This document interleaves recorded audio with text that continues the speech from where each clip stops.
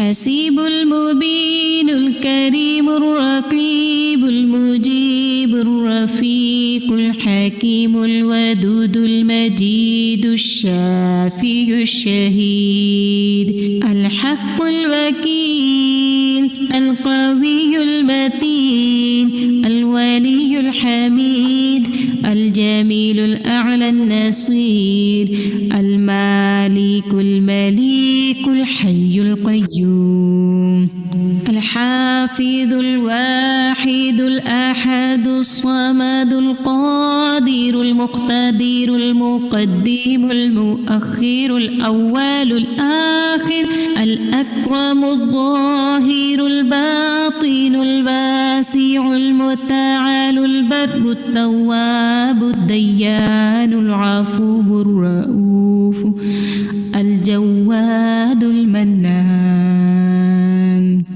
الطيب الغني الحفي العلي الستير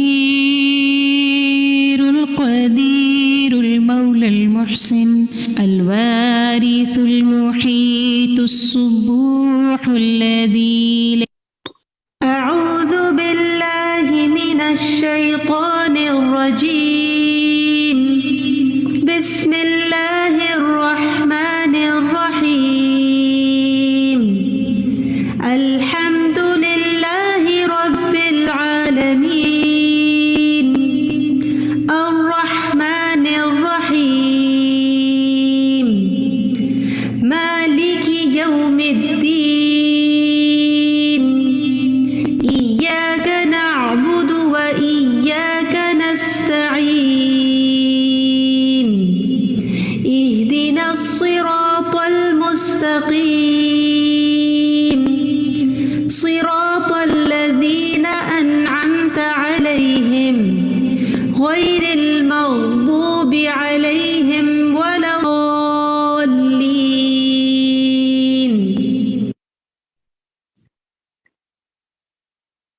السلام علیکم ورحمۃ اللہ وبرکاتہ. آپ سب کو میری طرف سے اور میری ٹیم کی طرف سے خوش آمدید.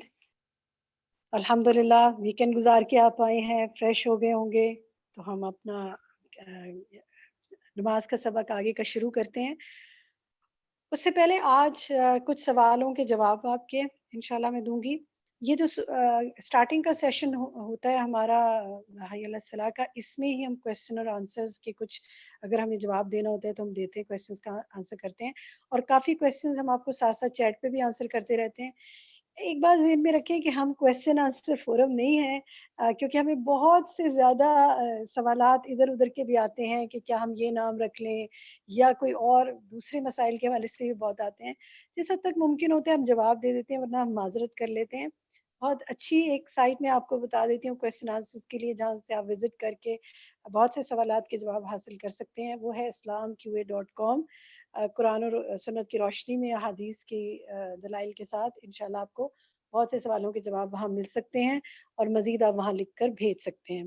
تو اگر ہم کچھ سوالوں کے جواب آپ کو نہ دیں تو ہم پیشگی معذرت آپ سے کر لیتے ہیں، کیونکہ ہم اسپیسیفکلی ریلیٹڈ ٹو نماز یہ فورم ہے ہمارا، تو ہم نماز سے متعلق تو بہت سی چیزوں کے جواب آپ کو دینے کی کوشش کریں گے، اور ہو سکتا ہے دوسری غیر متعلقہ چیزوں کے جواب نہ دے پائیں. نماز سے متعلق بھی میں یہ کہنا چاہوں گی کہ تھوڑا سا صبر کیجئے، انتظار کیجئے. جیسے بار بار کہتی ہوں کہ بہت سے سوالوں کے جواب آپ کو آگے مل جائیں گے. الحمدللہ اب اگلی چیزوں کے سوال آنے کم ہو گئے ہیں، لیکن ابھی بھی ایک سوال ہمیں بار بار آتا ہے کہ ہمیں نماز کا طریقہ نہیں سمجھ میں آیا، ہمیں کچھ دکھائیں، کچھ بتائیں. ابھی تو ہمیں نماز سمجھ نہیں آئی، کیسے پڑھی جائے گی؟ تو دیکھیں ابھی تو نماز کا طریقہ آپ کو بتایا ہی نہیں گیا، ابھی تو ساری تفہیم چل رہی ہے، دوسری باتیں چل رہی ہیں. انشاءاللہ آج سے آپ نماز کے طریقے پر بھی کچھ نہ کچھ سنیں گے، استاذہ بتانا شروع کریں گی. اور اگر آپ غور سے سنیں گے، توجہ دیں گے، تو یقین رکھیے کہ آپ سن کر اتنا کچھ سیکھ لیں گے کہ لگے گا گویا آنکھوں دیکھا حال ہے انشاءاللہ. ایک سوال کا جواب میں ابھی مختصر سے وقت ہے اس میں جواب دینا چاہوں گی، اور وہ سوال بہت زیادہ اس ہفتے پوچھا گیا، آپ میں سے بہت سارے لوگوں کے ذہنوں میں ہوگا. ایک کوئز میں ہم نے سوال ڈالا تھا کہ کیا بچے کی شرمگاہ کو ہاتھ لگانے سے وضو ٹوٹ جاتا ہے یا نہیں. ہم نے دو ہی آپشن دیے تھے، ہاں کا آپشن دیا تھا یا نہیں کا آپشن دیا تھا. آپ میں سے بہت سے لوگوں نے سجیشن دیا کہ جی آپ ایک تیسرا آپشن بھی لکھ دیتے کہ اختلاف رائے ہے، یعنی کوئی ایسا کہ جو ایمبیگس سی بات ہوتی سمجھ نہ آتی، یعنی اس میں وہی بات ہے نا کہ ہم یہ کہہ سکتے ہیں کہ جی آپ یہ بھی رائے لے سکتے ہیں، یہ بھی رائے لے سکتے ہیں، لیکن ہم یہ جاننا چاہ رہے تھے کہ آپ کو کیا رائے سمجھ میں آئی، تاکہ اس کی روشنی میں انشاءاللہ ہم اسے مزید واضح کریں۔ انٹرسٹنگ آنسر ہے، آپ 50% آلموسٹ 50% نے اس کو لکھا کہ وضو، بلکہ 51% نے نیئر اباؤٹ لکھا کہ وضو نہیں ٹوٹتا، اور 48-49% نے لکھا کہ وضو ٹوٹ جاتا ہے۔ تو یہ تو بڑا اختلاف رائے 50-50% کا آپ کے درمیان ہو گیا۔ اس کو ہم نے کافی ڈسکس کیا، ہم نے اس پہ استاذہ سے بھی ڈسکشن کیا، اور ہم آج اس کا جواب آپ کو ایک بتاتے ہیں جو کہ زیادہ راجح ہے، زیادہ تر علماء اس کو لیتے ہیں۔ ہم پہلے آپ کا یہ اطمینان کر دیں کہ آپ کا یہ سوال جو ہے اس کو ہم اپنے پیپر میں سے، کوئز میں سے ڈیلیٹ کر دیں گے۔ اس کے آنسرس کو ہم، چاہے جو بھی آنسر آپ نے دیا ہو، ہم کوشچن کو نہیں لیں گے، کیونکہ جب اتنا اختلاف ہے تو ہم نہیں چاہتے کہ کسی کے ساتھ بھی کوئی ناانصافی ہو۔ تو انشاءاللہ آپ فکر نہ کریں، نمبرز پہ نہ جائیں، نمبر اس کے ہٹا کر آپ کو باقی پیپر چیک کیا جائے گا۔ لیکن اصل چیز نمبر نہیں ہے نا، اصل چیز تو یہ ہے کہ ہمارا کانسیپٹ کلیئر ہو۔ اب میں آپ کے ساتھ شیئر کرتی ہوں کہ جو زیادہ تر علماء کی اس پر رائے ہے وہ کیا لیتے ہیں، وہ یہ ہے کہ شرمگاہ کو ویسے تو ہاتھ لگانا ناقص وضو ہے، یعنی اپنی شرمگاہ کو ہاتھ لگانا بغیر رکاوٹ کے وضو کو توڑ دیتا ہے، ناقص وضو ہے۔ لیکن شہوت کے بغیر ایسا کرنے میں اختلاف ہے، یعنی پہلا اختلاف تو یہیں پر آ جاتا ہے علماء کے درمیان۔ پہلا اختلاف جو آ جاتا ہے وہ یہ آ جاتا ہے کہ کیا اپنی شرمگاہ کو ہاتھ لگانا یا دوسرے کی بھی، پہلا اختلاف تو یہاں سے آ جاتا ہے۔ پھر دوسرا آ جاتا ہے کہ شہوت یعنی فیلنگز اینڈ ڈیزائرز کے ساتھ لگانے میں ٹوٹتا ہے یا اس کے بغیر بھی لگانے سے ٹوٹ جاتا ہے۔ اور پھر بات آ جاتی ہے کہ صفائی کے غرض سے بچوں کی شرمگاہ کو ہاتھ لگانے پر کیا رولنگ ہے۔ تو اس میں ابن عثیمین کی رولنگ میں آپ سے شیئر کر لیتی ہوں، جس کا مفہوم یہ ہے کہ بچوں کی شرمگاہ کو ہاتھ لگانا ناقص وضو نہیں ہے، وضو نہیں ٹوٹتا، کیونکہ بچے کی شرمگاہ شہوت کے لیے ہاتھ نہیں لگایا جاتا۔ نیز اگر بچے کی شرمگاہ کو ہاتھ لگانے سے وضو ٹوٹ جائے تو یہ ایک عام مصیبت بن جائے گی، کیونکہ اس میں بہت تکلیف اور حرج ہے۔ اگر یہ عمل ناقص وضو ہوتا تو صحابہ کرام رضی اللہ عنہم اور تابعین کرام رضی اللہ عنہم سے مشہور ہوتا۔ یہ اختلاف کیوں آتا ہے کہ جب بہت کسی واضح کوئی، یعنی نبی صلی اللہ علیہ وسلم کی کوئی واضح حدیث اس پر نہیں ملتی نا، تو پھر اس پر اجماع، اس پہ اجتہاد کیا جاتا ہے، اس پہ مختلف لوگ اپنی رائے دیتے ہیں، پھر دیکھا جاتا ہے کہ زیادہ تر کی رائے کیا ہے۔ تو زیادہ تر علماء کی رائے یہ ہے کہ بچوں کی صفائی کرنے سے وضو نہیں ٹوٹتا۔ اب سوال یہ آپ آنے شروع ہو گئے ہمیں کہ جی بچے کی عمر کیا ہو، اتنی عمر کا ہو، اتنی عمر کا ہو، اتنی عمر کا ہو۔ تو دیکھیں جب اسکالرز نے اس عمر کو ڈسکس ہی نہیں کیا، اس پر کوئی رائے ہمیں نہیں ملتی، تو آپ ایسے سوالات تو کرنے ہیں تو پھر آپ اسپیسیفکلی islamq.com پر جائیے، کیونکہ ہمیں تو یہی رولنگ ملتی ہے کہ بچے وہاں پر کہ بچے کا وضو، بچے کی شرمگاہ کو ہاتھ لگانے سے وضو نہیں ٹوٹتا۔ اب اس میں یہ ہے کہ پھر ہو سکتا ہے کہ کسی ماں کا دل نہ مانے، وہ چاہے کہ نہیں میں نے صفائی کی ہے، میں چاہتی ہوں کہ میں پھر بھی وضو کروں، میں احتیاط کروں، اور میرا دل نہیں مانتا تو وہ بالکل کر لے وضو۔ یعنی یہ تو آپ کا اور آپ کے رب کے ساتھ معاملہ ہے، آپ کا اپنے دل کا معاملہ ہے، آپ جو چیز اپنے لیے بہتر سمجھتے ہیں آپ یہ کریں۔ عمومی طور پر علماء کرام جب کوئی فتویٰ دیتے ہیں تو وہ ساری حدیث کو اور نبی صلی اللہ علیہ وسلم کی بات، صحابہ کا عمل، ان کو سامنے رکھ کر کچھ ڈیڈیوس کرتے ہیں اور بتاتے ہیں۔ اب اس میں آپ کسی کی بھی رائے کو لے لیتے ہیں، اگر کوئی لیتا ہے کہ نہیں جی مجھے تو لینا ہے کہ یہ وضو ٹوٹتا ہے کیونکہ کسی ایک کی رائے ہے، مجھے اس پر جانا ہے، وہ اس پر چلا جائے، اس کی مرضی۔ جو زیادہ تر کی رائے لینا چاہتا ہے کہ نہیں ٹوٹتا، اگر وہ اس کو لے لے تو وہ بھی لے سکتا ہے۔ پھر لینے والے پر پوچھ نہیں ہے، کیونکہ بہرحال جو اس نے کسی عالم کی رائے کو لیا اور اس نے بھی کوئی اجتہاد کیا اس کے اوپر، تو یہ اس پر ہے۔ انشاءاللہ ہم کوشش کریں گے کہ اس کا جو مین لیسن ہے، لیکچر ہے، اس میں بھی اس کو مزید کلیئر کر دیا جائے۔ اور اب یہ آپ کے اوپر ہے، آپ جو رائے لینا چاہیں آپ لے سکتے ہیں۔ مزید آپ اس پہ سرچ کرنا چاہیں، آپ اس کو پڑھنا چاہیں، آپ پڑھیے، دیکھیے، islamq.com پہ بھی جائیے اور جگہ بھی پڑھیے۔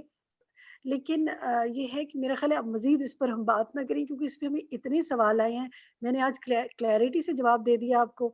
اگر آپ کا ابھی بھی اس پر کوئی اختلاف رائے ہے، کچھ آپ اپنی ڈفرینٹ اوپینین رکھتے ہیں، آپ کو رکھنے کا حق ہے، آپ رکھ سکتے ہیں، مزید سرچ کر لیجیے. جزاکم اللہ خیرا کثیرا. اتنی ہی آج بات کروں گی انشاءاللہ.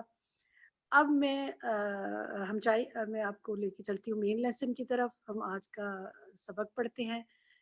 دکھائیے جی سلائیڈ. آج کا کون سا سبق ہے ہمارا؟ حی علی الصلاۃ ڈے 11. آج کا ہمارا سبق ہے تیمم کے احکام اور نبی صلی اللہ علیہ وسلم کے طریقے پہ نماز پڑھنے کی اہمیت اور مسنون نماز کا طریقہ، نیت، قیام. شروع کرتے ہیں ہم.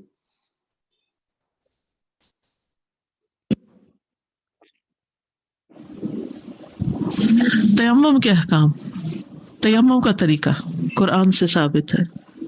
وَإِن كُنتُمْ جُنُبًا فَطَهَّرُوا، اور اگر تم جنابت کی حالت میں ہو تو پاکیزگی حاصل کر لو، یعنی غسل کر لو. وَإِن كُنتُمْ مَرْضَىٰ، اور اگر تم بیمار ہو، أَوْ عَلَىٰ سَفَرٍ، یا سفر پر ہو. یہ دو کنڈیشنز کون سی دو ہیں جی؟ بیمار یا سفر پر.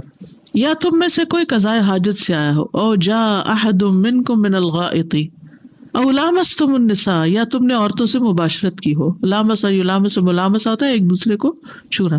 فلم تجدوا ماء، پھر تم پانی نہ پاؤ. فتیمموا صعیدا طیبا، تو پاک مٹی سے تیمم کر لو. فامسحوا بوجوہکم وایدیکم منہ، اپنے چہروں اور اپنے ہاتھوں کو اس سے مسح کر لو. حدیث سے پتہ چلتا ہے سعید بن عبد الرحمن بن ابزہ اپنے والد سے روایت کرتے ہیں کہ ایک شخص عمر بن خطاب رضی اللہ عنہ کی خدمت میں حاضر ہوا اور کہنے لگا مجھے جنابت لاحق ہو گئی. جنابت کا کیا مطلب ہے؟ یعنی احتلام ہو گیا اس کو، لیکن پانی نہیں مل سکا. تو عمار بن یاسر رضی اللہ عنہما نے عمر بن خطاب سے کہا کیا آپ کو یاد ہے ایک مرتبہ میں اور آپ دونوں سفر میں تھے اور جنبی ہو گئے تھے. آپ نے تو نماز نہیں پڑھی تھی کیونکہ پتہ ہی نہیں تھا، لیکن میں نے مٹی میں لوٹ پوٹ ہو کر نماز پڑھ لی تھی، مٹی سے غسل کر لیا. پھر میں نے نبی صلی اللہ علیہ وسلم سے ذکر کیا تو نبی صلی اللہ علیہ وسلم نے فرمایا تمہارے لیے اس طرح ہی کافی تھا، تمہارے لیے اس طرح ہی کافی تھا. اور کس طرح کافی تھا؟ پھر نبی صلی اللہ علیہ وسلم نے اپنے دونوں ہاتھ زمین پر مارے، ضرب ضربتن، مارے، پھر ان میں پھونک ماری.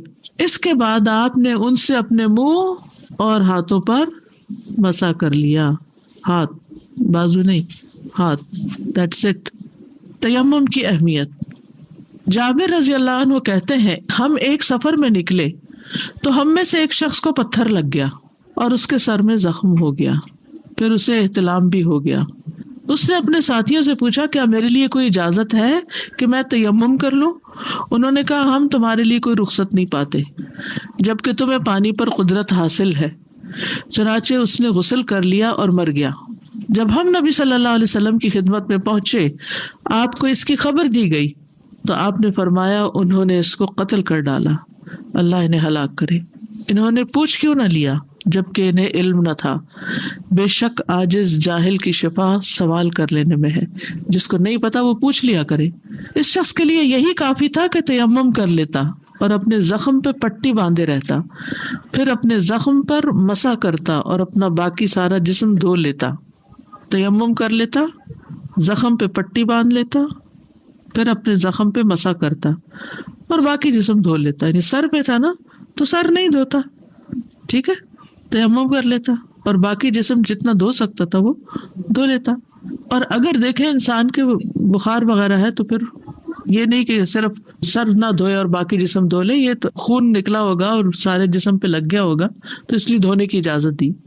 تیمم کا وضو سے کفایت کر جانا. ابو سعید خدری سے مروی ہے، وہ کہتے ہیں کہ 2 آدمی سفر پر نکلے اور نماز کا وقت ہو گیا. ان کے پاس پانی نہیں تھا. جیسے بعض اوقات ہمارے ساتھ بھی ہوتا ہے نا کہ اچانک پانی کی سپلائی بند ہو سکتی ہے، کبھی موٹر خراب ہو سکتی ہے، ایون پانی تو ہے یخ ٹھنڈا ہے، ہیٹر گیزر کو کچھ ہو گیا، ایسا بھی کبھی ہوتا تھا. اب ٹھنڈے یخ پانی سے نہا کے بیمار ہونے کی اجازت نہیں، تیمم کیا جا سکتا ہے چاہے آپ گھر پر ہی ہو، کیونکہ اس وقت یہ ممکن نہیں ہوتا بعض اوقات کہ نیبر کے پاس جائیں، وہ نان مسلم ہیں، وہ اجازت نہیں دیں گے آپ کو کہ آپ ان کو اس وقت ناک کر کے نماز کے وقت فجر کے آپ ان کو نہانے کا پانی مانگے. ہاں اگر پاسبلٹی میں ہے، ایسی صورت ہے آپ جلدی سے گرم کر سکتے. کئی دفعہ ایسا ہوتا ہے نا بالکل نماز ہی نکلنے لے، صرف اتنا ٹائم ہے کہ آپ فرض ادا کر لیں، تو اس صورت میں تیمم ہو سکتا ہے. لیکن یہ نہیں کہ گھنٹہ بھر ہے اور انسان کے اچھا چلو سستی کے مارے نہیں کر، وہ اور بات ہے. 2 آدمی سفر پہ نکلے، نماز کا وقت ہو گیا، ان کے پاس پانی نہیں تھا، انہوں نے پاک مٹی سے تیمم کر کے نماز پڑھ لی، مگر ابھی نماز کا وقت باقی تھا کہ پانی مل گیا. ابھی نماز کا وقت باقی تھا کہ پانی مل گیا، تو ان میں سے ایک نے وضو کر کے نماز دہرا لی کہ پانی جو مل گیا تو میں ابھی ٹائم ہے پڑھ لیتا ہوں، اور دوسرے نے نہیں دہرائی کہ میں تو پڑھ چکا ہوں، پھر کیوں پڑھوں، ایک وقت میں 2 دفعہ تھوڑی پڑھتے ہیں. پھر وہ دونوں رسول اللہ صلی اللہ علیہ وسلم کی خدمت میں آئے، آپ سے ذکر کیا، تو آپ نے اس سے جس نے نماز نہیں دہرائی تھی فرمایا تم نے سنت کو پا لیا اور تمہارے لیے تمہاری نماز کافی ہو گئی، اور جس نے وضو کر کے نماز دہرائی تھی اسے فرمایا تمہارے لیے دوہرا اجر ہے. سبحان اللہ، یہ ہے ہمارے دین کی خوبصورتی. اور ہم دونوں کو نگیٹ کر لیتے ہیں، ایک دوسرے کو گمراہ کہتا ہے، دوسرا پہلے کو گمراہ کہتا ہے، ایک اس کو غلط ثابت کرتا ہے، ایک اس کو غلط ثابت کرتا ہے، علم نہ ہونے کی وجہ سے. دین میں سہولت بھی ہے، خوبصورتی بھی ہے، ٹھیک ہے کچھ پابندیاں بھی ہیں وہ ضروری ہیں، لیکن باقی دین میں بہت وسعت ہے، ایک سے زیادہ آپشنز ہیں. تیمم کا غسل سے کفایت کر جانا، یعنی پہلے تیمم تو وضو کے لیے، اب تیمم کس لیے؟ غسل کے لیے. عمران بن حسین خزائی رضی اللہ عنہما سے روایت ہے کہ رسول اللہ صلی اللہ علیہ وسلم نے ایک شخص کو دیکھا جو الگ کھڑا تھا، اور اس نے لوگوں کے ساتھ نماز نہیں پڑھی تھی، نہیں جماعت سے نماز ہی نہیں پڑھی، الگ کھڑا رہا. آپ نے فرمایا اے فلاں تجھے لوگوں کے ساتھ نماز ادا کرنے میں کون سا عذر مانے تھا؟ اچھا، آپ ایک احادیث میں بڑی خوبصورت چیز نوٹ کریں گے کہ نام نہیں لیا جاتا کسی بھی ایسے موقع پر جہاں تنقیص مقصود ہوتی ہے. یعنی اس نے کہا اللہ کے رسول مجھے جنابت لاحق ہو گئی ہے اور میرے پاس پانی نہیں. آپ نے فرمایا تو مٹی استعمال کر لیتا، وہ تیری ضرورت کے لیے کافی تھی.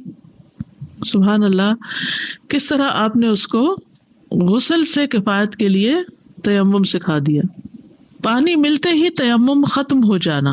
ابو ذر رضی اللہ عنہ کہتے کہ رسول اللہ صلی اللہ علیہ وسلم نے فرمایا بے شک پاک مٹی مسلمان کے لیے طہارت کا باعث ہے، اگرچہ وہ 10 سال تک نہ پائے. یعنی کہیں ایسی جگہ رہتا ہے صحرا میں کہ جہاں بس کھانے پینے کے لیے تو تھوڑا سا پانی ہے، وضو کے لیے نہانے کے لیے پانی نہیں ہے، یا وضو کے لیے تو ہے نہانے وغیرہ کے لیے نہیں ہے.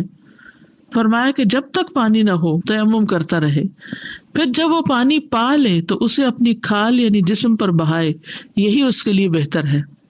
اور پیچھے قرآن کی جہاں آیت تھی اس میں بیماری کا ذکر بھی ہے. کیا ہے؟ بیماری کا بھی ذکر ہے. یعنی کیا مراد ہے اس سے؟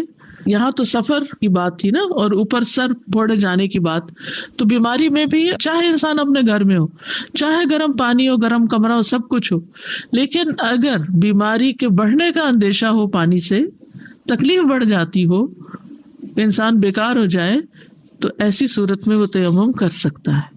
ٹھیک ہے، یعنی جان کی ہلاکت کا خطرہ ہو، بیماری میں اضافے کا خطرہ ہو جو بالآخر انسان کو مارنے والی ہو. تھوڑی بہت بیماری تو ہر ایک کو ہوتی ہے، کوئی شخص یہ نہیں کہے گا کہ میں 100% فٹ ہوں.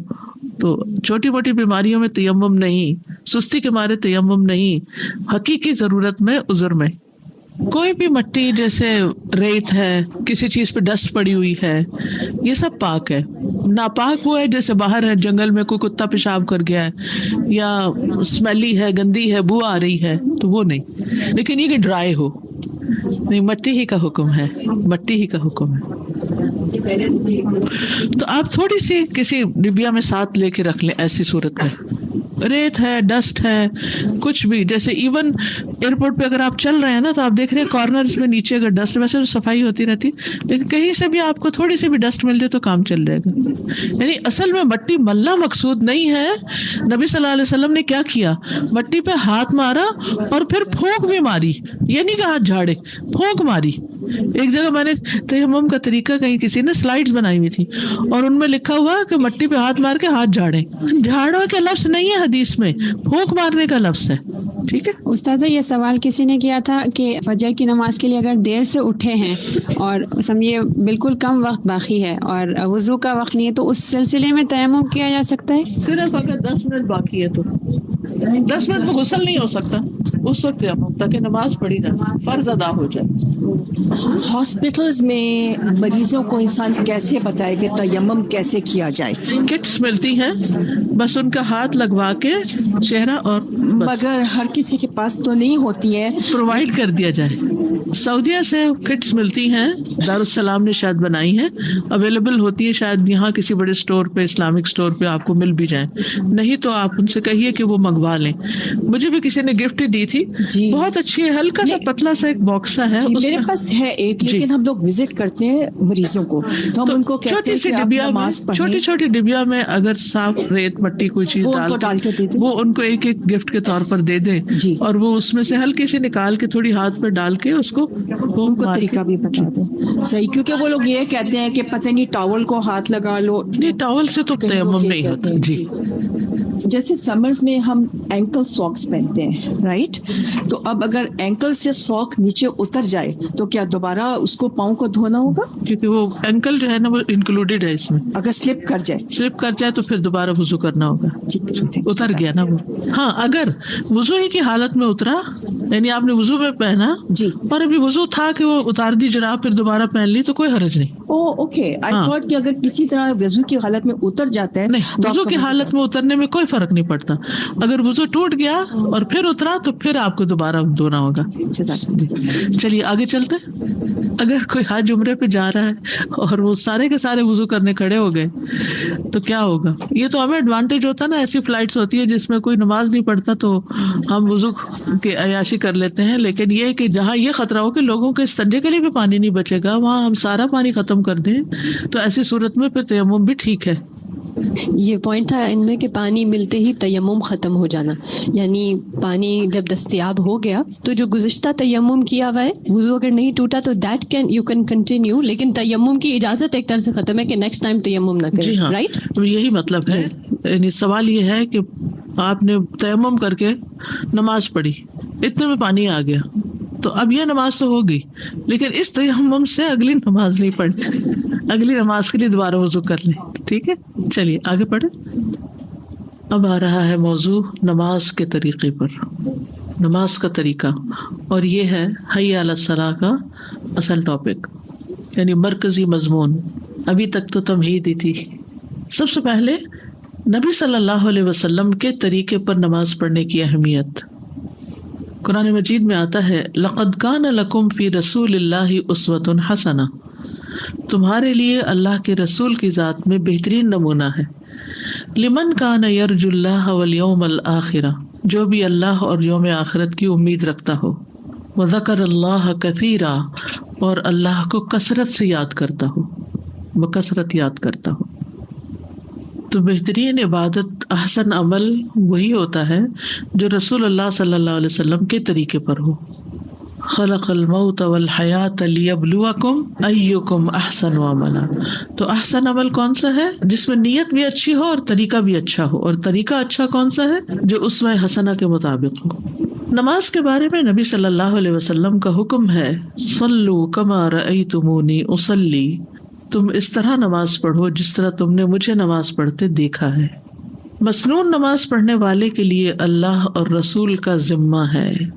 انس بن مالک رضی اللہ عنہ نے کہا کہ رسول اللہ صلی اللہ علیہ وسلم نے فرمایا، جو شخص ہماری طرح نماز پڑھے اور ہمارے قبلے کی طرف منہ کرے، یعنی یہود و نصارہ کا بھی نماز کا طریقہ ہے نا، تو جو نبی صلی اللہ علیہ وسلم کے طریقے کے مطابق نماز پڑھے اور خانہ کعبہ کی طرف منہ کرے اور ہمارا ذبیحہ کھائے، تو وہ ایسا مسلمان ہے جسے اللہ اور اس کے رسول کا ذمہ حاصل ہے، پس تم اللہ کے ذمے میں خیانت نہ کرو۔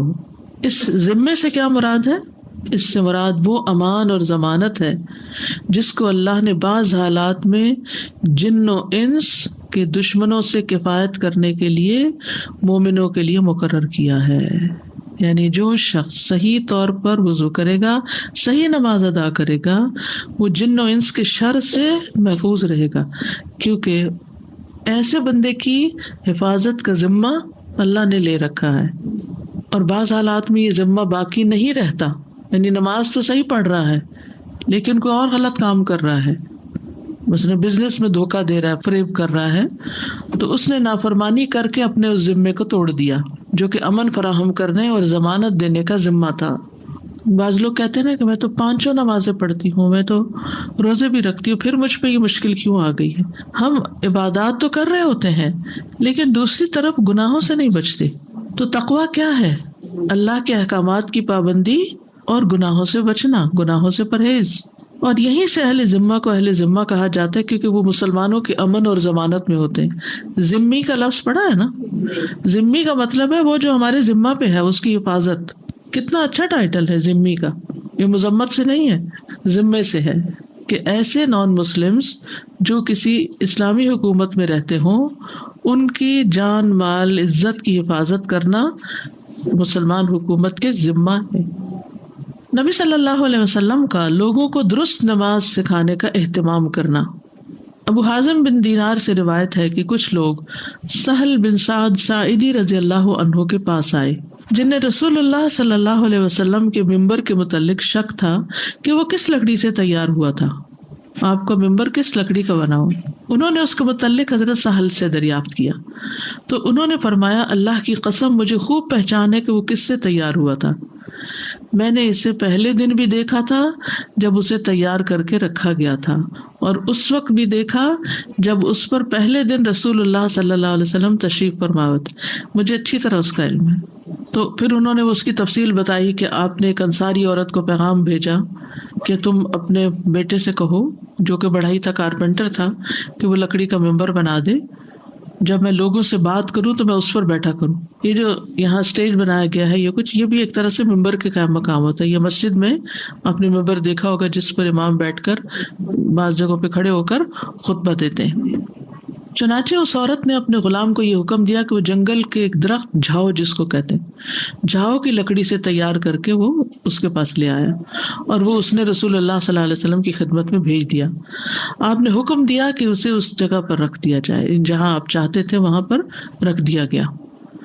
اس سے پہلے کس پر آپ کھڑے ہو کر خطبہ وغیرہ دیتے تھے؟ کھجور کے درخت کا تنا تھا جی۔ پھر میں نے دیکھا کہ رسول اللہ صلی اللہ علیہ وسلم نے اس پر نماز پڑھنا شروع کی، تکبیر تحریمہ اس پر کہی، پھر آپ نے رکوع بھی اسی پر کیا، پھر الٹے پاؤں نیچے اتر آئے یعنی اس کے سٹیپ پر، اور ممبر کی جڑ میں سجدہ کیا۔ یعنی آپ امام تھے نا، تو آپ نے جب تکبیر تحریمہ وغیرہ کہی تو آپ اوپر تھے، پھر جب آپ سجدے میں جانے لگے تو نیچے اتر آئے اور 2-4 قدم پیچھے ہو کے پھر سجدہ کیا، لیکن سجدہ کہاں کیا؟ بالکل ممبر کی جڑ میں، یعنی بیس کے ساتھ۔ پھر واپس ممبر پر آ گئے۔ پھر آپ جب نماز سے فارغ ہوئے تو لوگوں کی طرف متوجہ ہو کر فرمایا، اے لوگوں، میں نے یہ سب کچھ اس لیے کیا ہے تاکہ تم میری اقتداء کرو اور میری نماز سیکھ لو۔ کیا ہے؟ میں نے کیوں اونچا پڑھ کے دکھایا ہے؟ تاکہ صحیح طرح آپ نظر آئیں۔ ممبر بنانے کا بھی مقصد کیا ہے؟ صرف اس پہ لیکچر وغیرہ نہیں دینا، بلکہ اگر کوئی اور ڈیمو کرنا ہے یا کچھ تو اس کے لیے بھی اس کو یوز کیا جا سکتا ہے۔ تو یہاں پر جو عربی میں درخت کا نام ہے وہ طرفا ہے، طرفا الغابہ، جھاؤ کے درخت کے مشابہ۔ انگریزی مجھے نہیں معلوم کہ کون سا درخت ہے یہ جنگل کے درختوں میں سے ایک درخت تھا جس کی لکڑی اچھی تھی۔ اب آپ کہہ رہے ہوں گے اچھا آپ ممبر پہ کھڑے ہوئے جہاں سجدے کی جگہ نہیں تھی، پھر سجدے کے لیے آپ نیچے اترے، پیچھے ہوئے، پھر زمین پہ سجدہ کیا، یہ کیا؟ یہ سارا اصل میں تو اہتمام تھا کہ نماز دکھائی جائے کہ اس طرح نماز پڑھتے نہیں، کر کے دکھائی گئی۔ تو بہت سی چیزیں انسان صرف سن کے نہیں سیکھ سکتا، کرتے ہوئے کسی کو دیکھ لے تو ایک ہی دفعہ مسئلہ حل ہو جاتا ہے۔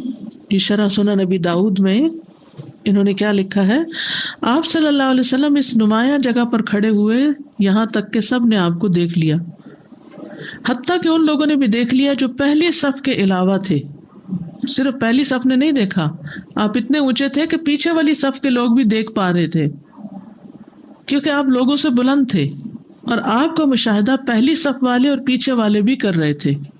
اور یہ واقعہ اس بات پر بھی دلالت کرتا ہے کہ نماز میں تھوڑی بہت حرکت کرنا نماز پر اثر انداز نہیں ہوتی، اس لیے کہ نبی صلی اللہ علیہ وسلم ممبر پر چڑھے پھر اترے جبکہ آپ نماز کی حالت میں تھے، خصوصاً صف ملانے کے لیے، ٹھیک ہے نا، کیونکہ لوگ پتھر کی طرح جم کے کھڑے ہو جاتے ہیں، ہل کے نہیں دیتے، کیونکہ وہ کہتے ہیں ہماری نماز خراب ہوتی ہے۔ بھائی یہ جو آپ صف توڑ کے پڑھ رہے ہو یہ نہیں خراب ہو رہی، یہ تو اس سے بھی زیادہ کام خراب ہو رہا ہے، کیونکہ ان تسویۃ الصفوف من اقامت الصلاۃ، صفوں کا برابر کرنا اقامت صلاۃ کا حصہ ہے، لیکن لوگوں کو پتہ ہی نہیں، اور شاید آپ میں سے ہر ایک نے اس پر ڈانٹ کھائی ہو، میں نے تو بہت سخت کھائی ہوئی، جہاں جی چاہ کھڑے ہو گئے مسجد میں نماز پڑھ رہے ہیں، بس آواز آ رہی ہے نماز پڑھ رہے ہیں، صف ہے یا نہیں، تو ہر چیز کے مینرز ہوتے ہیں نا، آپ ٹیبل تو اتنے ٹھاٹ سے لگاتے ہیں کہ چمچ یہاں ہو، کانٹا یہاں ہو، پلیٹ اس طرح چھوٹی یہاں ہو بڑی، اور نماز کے وقت صف بنانی نہیں آتی اور صف کو نماز کا حصہ نہیں سمجھتے. صف بنانا نماز کا حصہ ہے، اٹس من اقامت الصلاۃ ہے، اقیم الصلاۃ نہیں ہوگا پوری نماز نہیں ہوگی، پوری نماز نہ ہوئی تو نقصان کیا ہوگا؟ ذمہ ختم ہو جائے گا. ذمے والی بات یاد رکھیے گا، ہم نے اپنی نمازیں کیوں ٹھیک رکھی نہیں؟ تاکہ ہم اللہ کی حفاظت میں ہوں. احفظ اللہ یحفظک، احفظ اللہ تجدہ تجاہک، اللہ کی حکم کی حفاظت کرو وہ تمہاری حفاظت کرے گا، تم اللہ کو سامنے پاؤ گے. تو اس لیے بہت ضروری ہے کہ ہم اس چیز کا بہت لحاظ پاس رکھیں.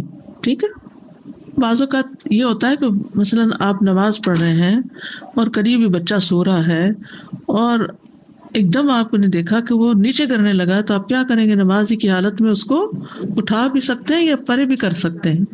ٹھیک ہے، یعنی بوجہ مجبوری کریں گے، ہر وقت عادت نہیں بنانی چاہیے کہ دوپٹہ ہی ٹھیک کرتے رہے نماز میں، یہ درست نہیں ہے. ہاں یہ ہے کہ آپ ٹھیک ٹھاک پہن کے کھڑے ہوئے تھے، سجدے میں گئے اور وہ الٹا ہو گیا، تو اب آپ کو ہاتھ سے حرکت کرنی پڑے گی. حرکتیں کثیر نہیں ہونی چاہیے بلا وجہ، لیکن ضرورتاً ہو سکتی ہے تھوڑی بہت حرکت.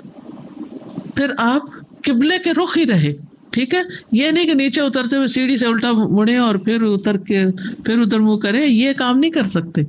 یعنی قہقری جس کو کہتے ہیں نا کہ الٹے پاؤں اترنا، الٹے پاؤں اترے آپ. پھر آپ نے جب سجدہ کا ارادہ کیا تو چونکہ آپ ممبر پر سجدہ نہیں کر سکتے تھے اور نہ ہی آپ کے لیے ایسا کرنا ممکن تھا، تو آپ الٹے پاؤں پیچھے اترے، پھر آپ نے زمین پہ سجدہ کیا. بعض احادیث میں ہے کہ ممبر کی 3 سیڑھیاں تھیں، بعض میں 2 کا ذکر آتا ہے، اور دونوں میں اختلاف کیوں ہے؟ اس کی تطبیق کیا کہ سیڑھیاں تو 3 ہی تھیں، اور جس نے 2 سیڑھیاں کہیں اس نے اس سیڑھی کو شمار نہیں کیا جس کے اوپر آپ بیٹھتے تھے، یعنی اوپر والی کو انکلوڈ ہی نہیں کیا. تو یہ تھا نبی صلی اللہ علیہ وسلم کا صحابہ کو نماز کا طریقہ سکھانا. پھر صحابہ بھی ایک دوسرے کو نماز کا طریقہ سکھاتے تھے. محمد بن عمرو بن عطا بیان کرتے ہیں کہ میں نے ابو حمید ساعدی رضی اللہ عنہ کو سنا، انہوں نے رسول اللہ صلی اللہ علیہ وسلم کے صحابہ میں سے 10 افراد کی جماعت میں کہا، اور ان میں ابو قتادہ رضی اللہ عنہ بھی تھے. ابو حمید نے کہا کہ میں رسول اللہ صلی اللہ علیہ وسلم کی نماز کے متعلق تم سب سے زیادہ باخبر ہوں. انہوں نے کہا کیسے؟ اللہ کی قسم تم کوئی ہم سے زیادہ نبی صلی اللہ علیہ وسلم کی اتباع کرنے والے تو نہیں ہو، یا ہماری نسبت زیادہ قدیم الصحبت نہیں ہو.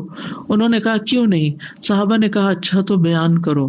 ٹھیک ہے، یعنی انہوں نے اپنی پوری تسلی پہلے کی کہ یہ واقعی صحیح بات کر رہے، پھر اس کے بعد طریقہ جانا، اور طریقہ آگے آئے گا اس لیے باقی تفصیلات چھوڑ رہی ہوں. صحابہ کو اپنی قوم کو نماز نبی سکھانا، اپنے گروپ ساتھیوں کو سکھانا، پھر قوم کو بھی سکھانا. ابو مالک اشعری رضی اللہ عنہ نے ایک مرتبہ اپنی قوم کو جمع کر کے فرمایا، اے گروہ اشعریین. کہاں کے تھے اشعری؟ اشعری کہاں سے آئے تھے؟ یمن سے آئے تھے. وہ لوگ پہلے کہاں پہنچ گئے تھے؟ جب وہ یمن سے نکلے تھے ہجرت کرنے تو کہاں جا پہنچے تھے؟ بخاری دھیان سے پڑھا کیجیے، وہ حبشہ جا پہنچے تھے. یہ ذرا انٹرسٹنگ بات ہے تھوڑے سا آپ کو لائٹ کرنے کے لیے تاکہ آپ سنجیدہ باتیں لے سکیں. وہ نکلے یمن سے، سمندری راستے پہ آ رہے تھے مدینہ کی طرف، کیونکہ ساحل سے بیچ ایک تو تھا مکہ سے رستہ، مکہ سے بیچ میں دشمن بیٹھے ہوئے تھے، تو انہوں نے سوچا کہ ہم باہر و باہر جاتے ہیں اور ساحل سے پھر مدینہ کی طرف چلے جائیں گے. تو وہ ہوائیں کشتی کو لے گئی ادھر کی بجائے اپوزٹ سائڈ میں، دوسری طرف حبشہ تھا. تو وہاں کس سے ملاقات ہوئی؟ جعفر بن ابی طالب اور جو صحابہ مکہ سے ہجرت کر کے گئے تھے ان سے جا کے مل لیے. کتنے خوش ہوئے ہوں گے، لیکن ان کو افسوس بھی ہوا کہ ہم نبی صلی اللہ علیہ وسلم کے لیے نکلے تو ہم پہنچ کہاں گئے. کبھی ایسے بھی ہوتا ہے نا، انسان رستہ بھول جاتا ہے اور جا کے کہیں اور جا پہنچتا ہے، اس میں بھی خیر ہوتی ہے. تو ان کی ایک طرح سے 2 ہجرتیں ہو گئیں، ایک ہجرت وہاں تک ہو گئی اور پھر وہاں سے جب مدینہ آئے سب، تو یہ ابو موسیٰ اشعری ان کے ساتھ. تو بہرحال ان کی آواز بڑی خوبصورت تھی ابو موسیٰ اشعری کی. اور جب یہ ایک دفعہ حضرت عائشہ رضی اللہ عنہا عشاء کی نماز کے بعد ذرا دیر سے گھر آئیں تو آپ نے پوچھا تم کہاں رہ گئی تھی؟ تو کہنے لگی وہ میں آپ کے ساتھی کی ایک تلاوت سن رہی تھی.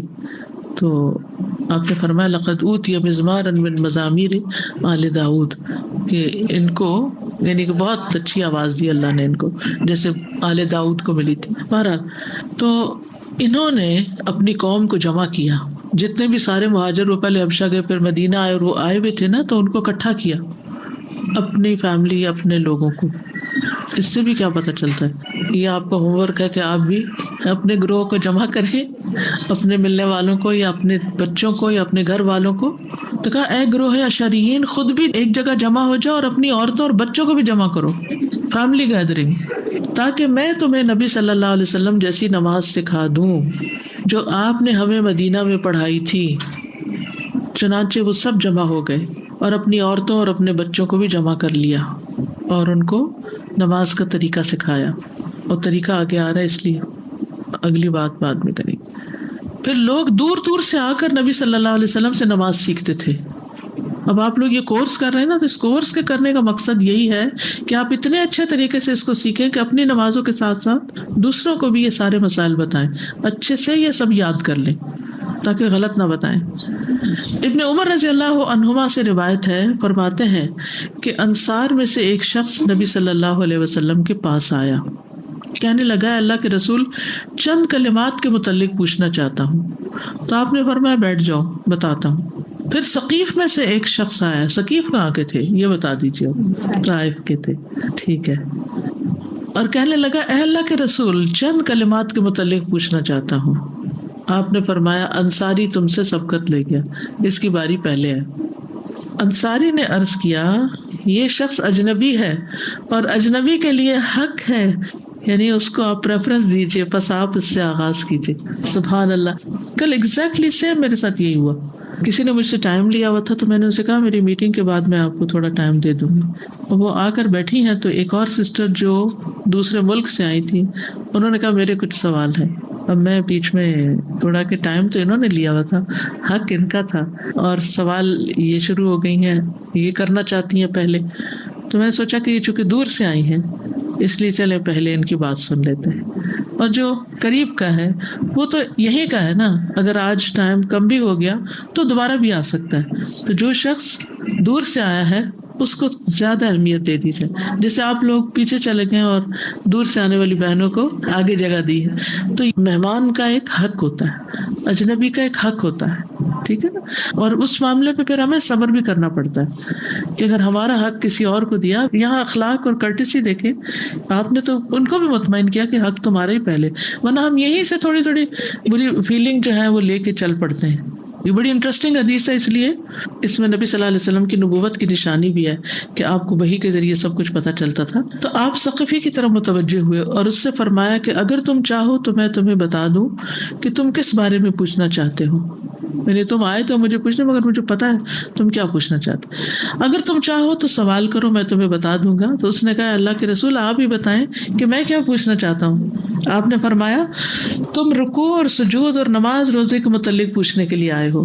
اس نے عرض کیا اس ذات کی قسم جس نے آپ کو حق کے ساتھ مبعوث کیا ہے، آپ نے اس میں سے کچھ بھی نہیں چھوڑا جو میرے دل میں تھا. میرے سارے سوال آپ کو پتہ چل گئے. چنانچہ آپ نے فرمایا جب تم رکوع کرو تو اپنی دونوں ہتھیلیاں اپنے دونوں گھٹنوں پہ رکھو، پھر ہاتھوں کی انگلیوں کو کھول لو، یعنی کہ ایسے ٹائٹ کر کے نہیں رکھو بلکہ ڈھیلی ہو، کھلی ہو. پھر اطمینان کرو یہاں تک کہ ہر عضو اپنی جگہ لے لے. پھر جب تم سجدہ کرو تو اپنی پیشانی کو زمین پہ اچھی طرح ٹکاؤ اور مرغ کی طرح ٹھونگے نہ مارو، اور دن کے اول اور آخر وقت میں نماز پڑھو. پھر اس نے کہا اللہ کے نبی اگر میں ان 2 وقتوں کے درمیان نماز ادا کروں؟ تو آپ نے فرمایا پس تم نے نماز ادا کر لی، اور ہر مہینے 13، 14، 15 تاریخ کو روزے رکھو. بس ثقفی کھڑا ہو گیا. ایک وقت میں اتنی ہی بات کافی. اب مسنون نماز کا طریقہ ہم پڑھیں گے تکبیر سے سلام تک. پیچھے ہم نے نماز کی ڈیفینیشن پڑھی تھی نا کہ کیا ہے، قولی اور فعلی عبادت ہے جس کا آغاز تکبیر سے اور اختتام تسلیم پر ہوتا ہے. سب سے پہلے ہے نیت. انما الاعمال بالنیات وانما لکل امرئ ما نوى. آپ دیکھیے کہ نیت نماز شروع کرنے سے پہلے بھی ضروری ہے اور اوور آل بھی نماز پڑھنے کی نیت بڑی ضروری ہے. جو لوگ یہ نیت رکھتے ہیں نا کہ میں نماز پڑھوں گی، وہ پھر اس کا اہتمام بھی کرتے ہیں، وہ اس کی شرائط بھی پوری کرتے ہیں، وہ وقت کی پابندی بھی کرتے ہیں، ان کو کسی کو کہنا نہیں پڑتا، وہ سیلف موٹیویٹڈ ہوتے ہیں. کسی بھی کام کی اچھی نیت آپ کو سیلف موٹیویشن دیتی ہے، باہر سے دھکا نہیں لگانا پڑتا، اور یہ بڑا ضروری ہوتا ہے. یہ جو ہم کہتے رہتے ہیں نا کیا کریں، بچوں کو بار بار کہنا پڑتا ہے، بار بار، تو آپ ان کے صرف بار بار پہ زور نہ رکھیں، ان کی نیت پہ کام کریں، ان کو اس طرح کی بات بتائیں کہ وہ نماز کا ارادہ خود کر لیں. جس بچے نے خود نماز کا ڈیسیژن لے لیا نا کہ مجھے پڑھنی ہی پڑھنی ہے، ہو سکتا ہے وہ ہوم ورک میں مشغول ہو کسی کام میں، تو اسے یاد دہانی کرائے تو وہ ایک دفعہ سے ہی اٹھ جائے گا. اور جس بچے کی اپنی نیت نہیں نا، وہاں تو آپ دھکے ہی لگاتے رہیں گے، اور جب آپ نہیں ہوں گے گھر میں تو پھر کیا ہوگا، وہ نہیں پڑھیں گے کیونکہ ان کی نیت نہیں ہے. تو نیت بڑی ضروری ہے، انما الاعمال بالنیات. اور اسی طرح برائیوں کو چھوڑنے کی بھی، اس کو پھر ول پاور سے بھی تعبیر کرتے ہیں، کبھی کوئی نام دیتے ہیں. برائیوں سے بچنے کی کیا ہے کہ اگر آپ کو کسی بھی چیز کی ایڈکشن ہے تو آپ پہلے خود پکا ارادہ کریں گے کہ میں نے نہیں کھانا یہ یا نہیں کرنا یہ، تو اللہ تعالیٰ آپ کو توفیق بھی دے گا اور کام آپ کے آسان بھی ہو جائیں گے. ٹھیک ہے، تو اس لیے جب بھی آپ کوئی نیکی کا کام کرنا چاہیں تو سب سے پہلے کیا کریں، اپنی نیت کا جائزہ لیں. واقعی میں کرنا چاہتی ہوں، یعنی تم چاہتے کیا ہو. ہم میں سے بہت سے لوگ کچھ کرتے کراتے نہیں، جب ملتے ہیں تو کہتے ہیں ہم یہ بھی چاہتے ہیں وہ بھی چاہتے ہیں. واقعی چاہتے ہو؟ اگر واقعی چاہتے ہوتے تو سبب بن جاتا. صرف کہنے سے نہیں بات بنتی، چاہت سے ہوتی. جس کی چاہت سچی ہوتی ہے نا، وہ کہاں سے کہاں پہنچ جاتا ہے. تو دل میں نیت ہے. نماز کی نیت کس سے ہوتی ہے؟ دل میں نیت کرنا. ابن القیم رحمہ اللہ نے کہا نیت کسی چیز کے قصد کرنے اور عزم کرنے کا نام ہے، اور اس کا مقام دل ہے، زبان کے ساتھ اس کا قطعاً کوئی تعلق نہیں. ومحلها القلب. یہ دیکھ رہے اوپر عربی عبارت، لا تعلق لها باللسان اصلا، اس کا تعلق زبان سے نہیں. نیت دل سے ہوتی ہے، زبان سے بولنی نہیں ضروری. بعض لوگوں نے نیت کے الفاظ بنائے ہوئے ہیں، 2 رکعت نماز سنت، منہ طرف خانہ کعبے کے، پتہ نہیں آگے کیا، مجھے تو بھول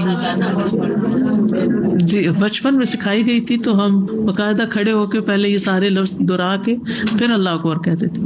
تو ایسی کوئی چیز نہیں. تو وہ کہتے ہیں کہ نبی صلی اللہ علیہ وسلم اور آپ کے صحابہ میں سے کسی سے بھی کسی بھی حال میں نیت کے سلسلے میں کوئی ایک لفظ بھی نقل نہیں کیا گیا.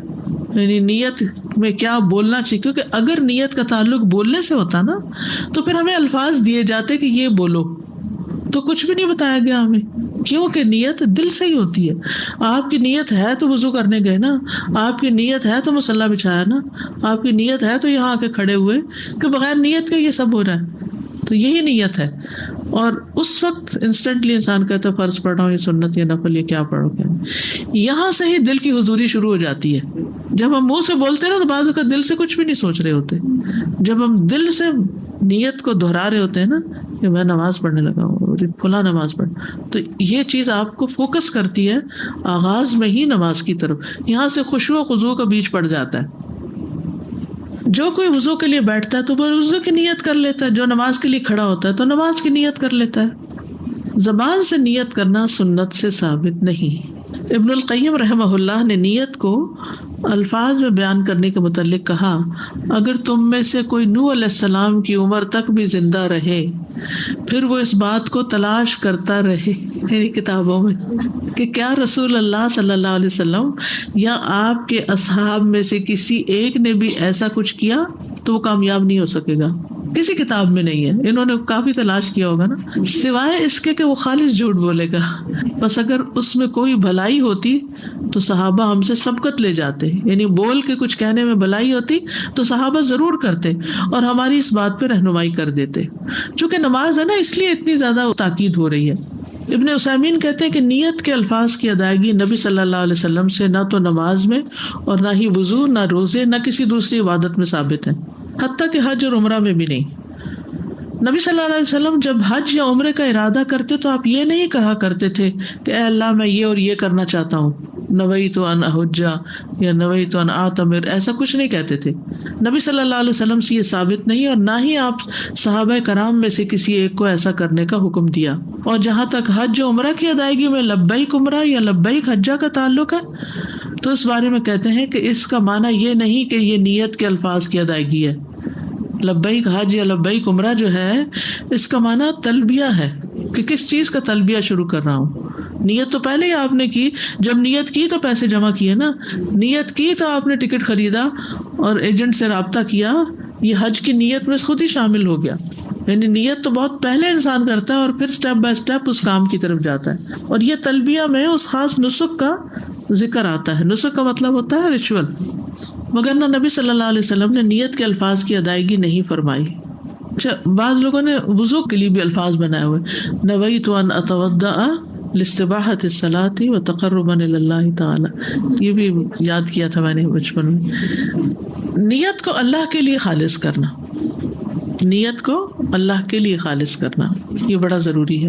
نماز میں کسی اور کی طرف دھیان نہیں جانا چاہیے کہ فلاں بھی خوش ہو جائے اور فلاں کو بھی راضی کر لوں، یا کسی بت کے آگے یا کسی اور انسان یا کسی چیز کے نہیں، صرف اور صرف اللہ کے لیے.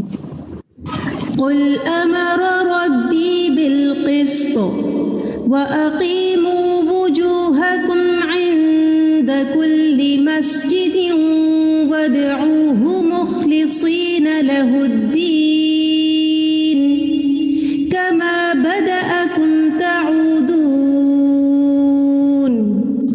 کہہ دو میرے رب نے انصاف کا حکم دیا ہے، اور اپنے رخ ہر نماز کے وقت سیدھے رکھو، اور اس کے لیے دین کو خالص کرتے ہوئے، یعنی نیت خالص کرتے ہوئے اس کو پکارو. جس طرح اس نے تمہاری ابتدا کی اسی طرح تم دوبارہ پیدا ہوگے.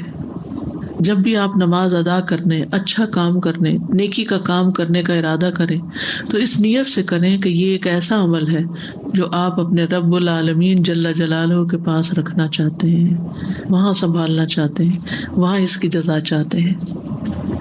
نیت ہوگی، آپ مصلی پہ آ کے کھڑے ہوگے. اب نماز کا آغاز ہو رہا ہے. سب سے پہلے تکبیر تحریمہ، تکبیر اللہ اکبر ہوتی، تکبیر تحریمہ. تکبیر تحریمہ کا مطلب کیا ہے؟ تکبیرۃ الاحرام کو تکبیر تحریمہ اس لیے کہا جاتا ہے کیونکہ اس کو کہنے اور اس کو بجا لانے سے انسان پر ہر وہ چیز حرام ہو جاتی جس سے پہلے اس پر حلال ہوتی. جب آپ حج کا ارادہ کرتے ہیں تو کیا کرتے ہیں؟ پہلا رکن کیا ہے؟ احرام. احرام، احرام کے بعد کیا ہوتا ہے؟ پابندیاں. یس، نماز کا احرام کیا ہے؟ اللہ اکبر. جی، یہ نماز کا احرام ہے. ایک طرح احرام جو ہے نا وہ کپڑے کا نام نہیں، کپڑا تو اس کی سمبل ہے کہ اب ہم نے کہہ لیا ہے، ہم اس حال میں آ گئے ہیں، ٹھیک ہے، تاکہ دوسرے بھی اس کا لحاظ رکھیں کہ یہ احرام میں ہے. ٹھیک ہے، کیونکہ جو قافلے جاتے تھے نا حج اور عمرہ کرنے کے لیے تو وہ پھر محفوظ ہوتے تھے، ان پہ کوئی ڈاکہ نہیں ڈالتا تھا. ٹھیک ہے، تو وہ تو شعار میں سے ہے نا. تو نماز میں جب اللہ اکبر کہہ لیے تو اب کوئی آپ سے آگے بات نہیں کرے گا، کوئی آپ کو کھانا نہیں پیش کرے گا، کوئی آپ کو بلائے گا نہیں، کیونکہ آپ نے ہاتھ اٹھا لیے، اللہ اکبر بول دی. بس جب وہ تکبیر کہتا ہے تو یہ کہنا اس پر کچھ چیزیں جیسے کہ کھانا پینا، ادھر ادھر دیکھنا، بات کرنا، آنا اور جانا حرام کر دیتا ہے. اور اسی طرح دیگر وہ کام بھی حرام ہو جاتے ہیں جو اس پر نماز میں داخل ہونے سے پہلے حلال تھے. بس اب ایک ہی کام ہے صرف، اور وہ کیا ہے؟ نماز. تکبیر نماز کا رکن ہے. اگر اللہ اکبر نہیں کہی اور ایسے ہی کھڑے ہو کے کچھ پڑھنا شروع کر دیا تو نماز نہیں ہوگی. تکبیر تحریمہ نماز کے ارکان میں سے ایک رکن ہے. اس کو کہے بغیر انسان کی نماز درست نہیں ہوتی، اور اس کو کہے بغیر نماز میں داخل نہیں ہو سکتے. جیسا کہ آپ صلی اللہ علیہ وسلم نے فرمایا، تم لوگوں میں سے کسی کی بھی نماز اس وقت تک کامل نہیں ہو سکتی جب تک کہ وہ وضو نہ کر لے اور اعضائے وضو کو ٹھیک نہ دھو لے، پھر تکبیر کہے. ٹھیک ہے، تو آپ نے خود اس بات کا حکم دیا، ثم یکبر، وضو کے بعد کیا کرے؟ ثم یکبر، جی تکبیر کہے. نماز شروع کرنے کے لیے تکبیر کرنا لازم ہے. اس کے لیے ایک اور حدیث ہے دلیل کے طور پر. حضرت علی رضی اللہ عنہ کہتے ہیں کہ رسول اللہ صلی اللہ علیہ وسلم نے فرمایا مفتاح الصلاۃ الطہور، نماز کی کنجی وضو ہے، اس کی تحریم اللہ اکبر کہنا ہے، اور اس کی تحلیل کا مطلب حلال ہو گیا. جیسے حاجی حلال ہوتا ہے نا، ایسے نمازی بھی حلال ہوتا ہے السلام علیکم کہہ کر. تکبیر سے مراد اللہ اکبر کہنا ہے. ٹھیک ہے. اب تکبیر کہتے ہوئے ہاتھ اٹھانے کے طریقے. آپ صلی اللہ علیہ وسلم اپنے ہاتھ کبھی تکبیر کے ساتھ اٹھاتے، یعنی اللہ اکبر کہہ رہے ہیں اور ساتھ ہی اٹھا رہے ہیں، کبھی ہاتھ اٹھا لیتے اور اللہ اکبر کہتے، کبھی تکبیر کے بعد ہاتھ اٹھاتے اور کبھی تکبیر سے پہلے اٹھاتے. ٹھیک ہے. یعنی کبھی آپ تکبیر کے ساتھ اٹھاتے، کبھی تکبیر سے پہلے اور کبھی تکبیر سے بعد میں. یعنی یہ موقع ہے تکبیر کہنے کا جب ہاتھ اٹھائے جا رہے ہوں. یعنی اس سے آگے پیچھے ہونے سے، جیسے کنکریاں پہلے مار لی، سر پہلے مڈا لیا، آگے پیچھے ہو گیا، کوئی بات نہیں. تو اسی طرح ہاتھ اٹھاتے وقت تکبیر پڑھنا ہے، لیکن اگر پہلے پڑھ لی اور چند سیکنڈ کا فرق آ گیا یا بعد میں، ڈزنٹ میٹر، تینوں طرح ٹھیک ہے. اس کے دلائل کیا ہے تکبیر کے ساتھ ہاتھ اٹھانے کے؟ عبد الجبار بن وائل سے مروی ہے کہ مجھ سے میرے اہل خانہ نے میرے والد وائل بن حجر سے روایت کیا کہ میرے والد نے ان سے بیان کیا کہ انہوں نے رسول اللہ صلی اللہ علیہ وسلم کو دیکھا تھا کہ وہ تکبیر کے ساتھ اپنے ہاتھ اٹھاتے تھے. وائل بن حجر جن سے نماز کی حدیث مروی ہے، انہوں نے کہا کہ نبی صلی اللہ علیہ وسلم تکبیر کے ساتھ ہاتھ اٹھاتے. تکبیر سے پہلے ہاتھ اٹھانا، عبداللہ بن عمر کہتے ہیں کہ رسول اللہ صلی اللہ علیہ وسلم جب نماز کے لیے کھڑے ہوتے تو اپنے دونوں ہاتھ بلند کرتے حتیٰ کہ وہ کندھوں کے برابر آ جاتے، پھر اللہ اکبر کہتے. یعنی وسعت ہے اس میں. عبد الجبار بن وائل سے روایت ہے، وہ کہتے ہیں میں لڑکا تھا اور اپنے والد کی نماز کو نہیں سمجھتا تھا، تو مجھے وائل بن علقمہ بن وائل نے میرے والد وائل بن حجر کے بارے میں بیان کیا. انہوں نے کہا جب رسول اللہ صلی اللہ علیہ وسلم نماز میں داخل ہوتے تو رفع الیدین کرتے، پھر تکبیر کہتے.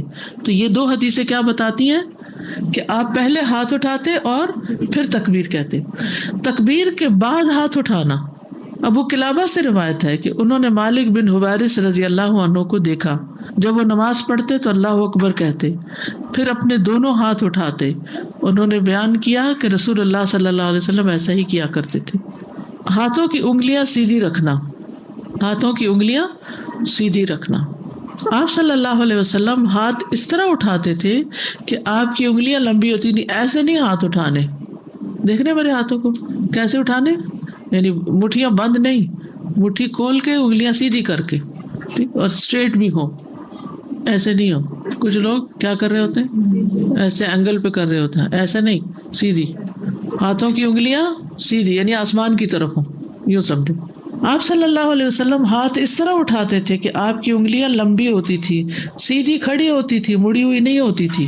نہ ہی ان میں فاصلہ ڈالتے، نہ ملا کے رکھتے، یعنی یوں بھی نہیں کھول کے رکھتے تھے اور یوں بھی نہیں کرتے تھے، نہ بہت کھول کے نہ بہت اکڑا کے، بلکہ نارمل طریقے سے سیدھی کھلی ہوئی.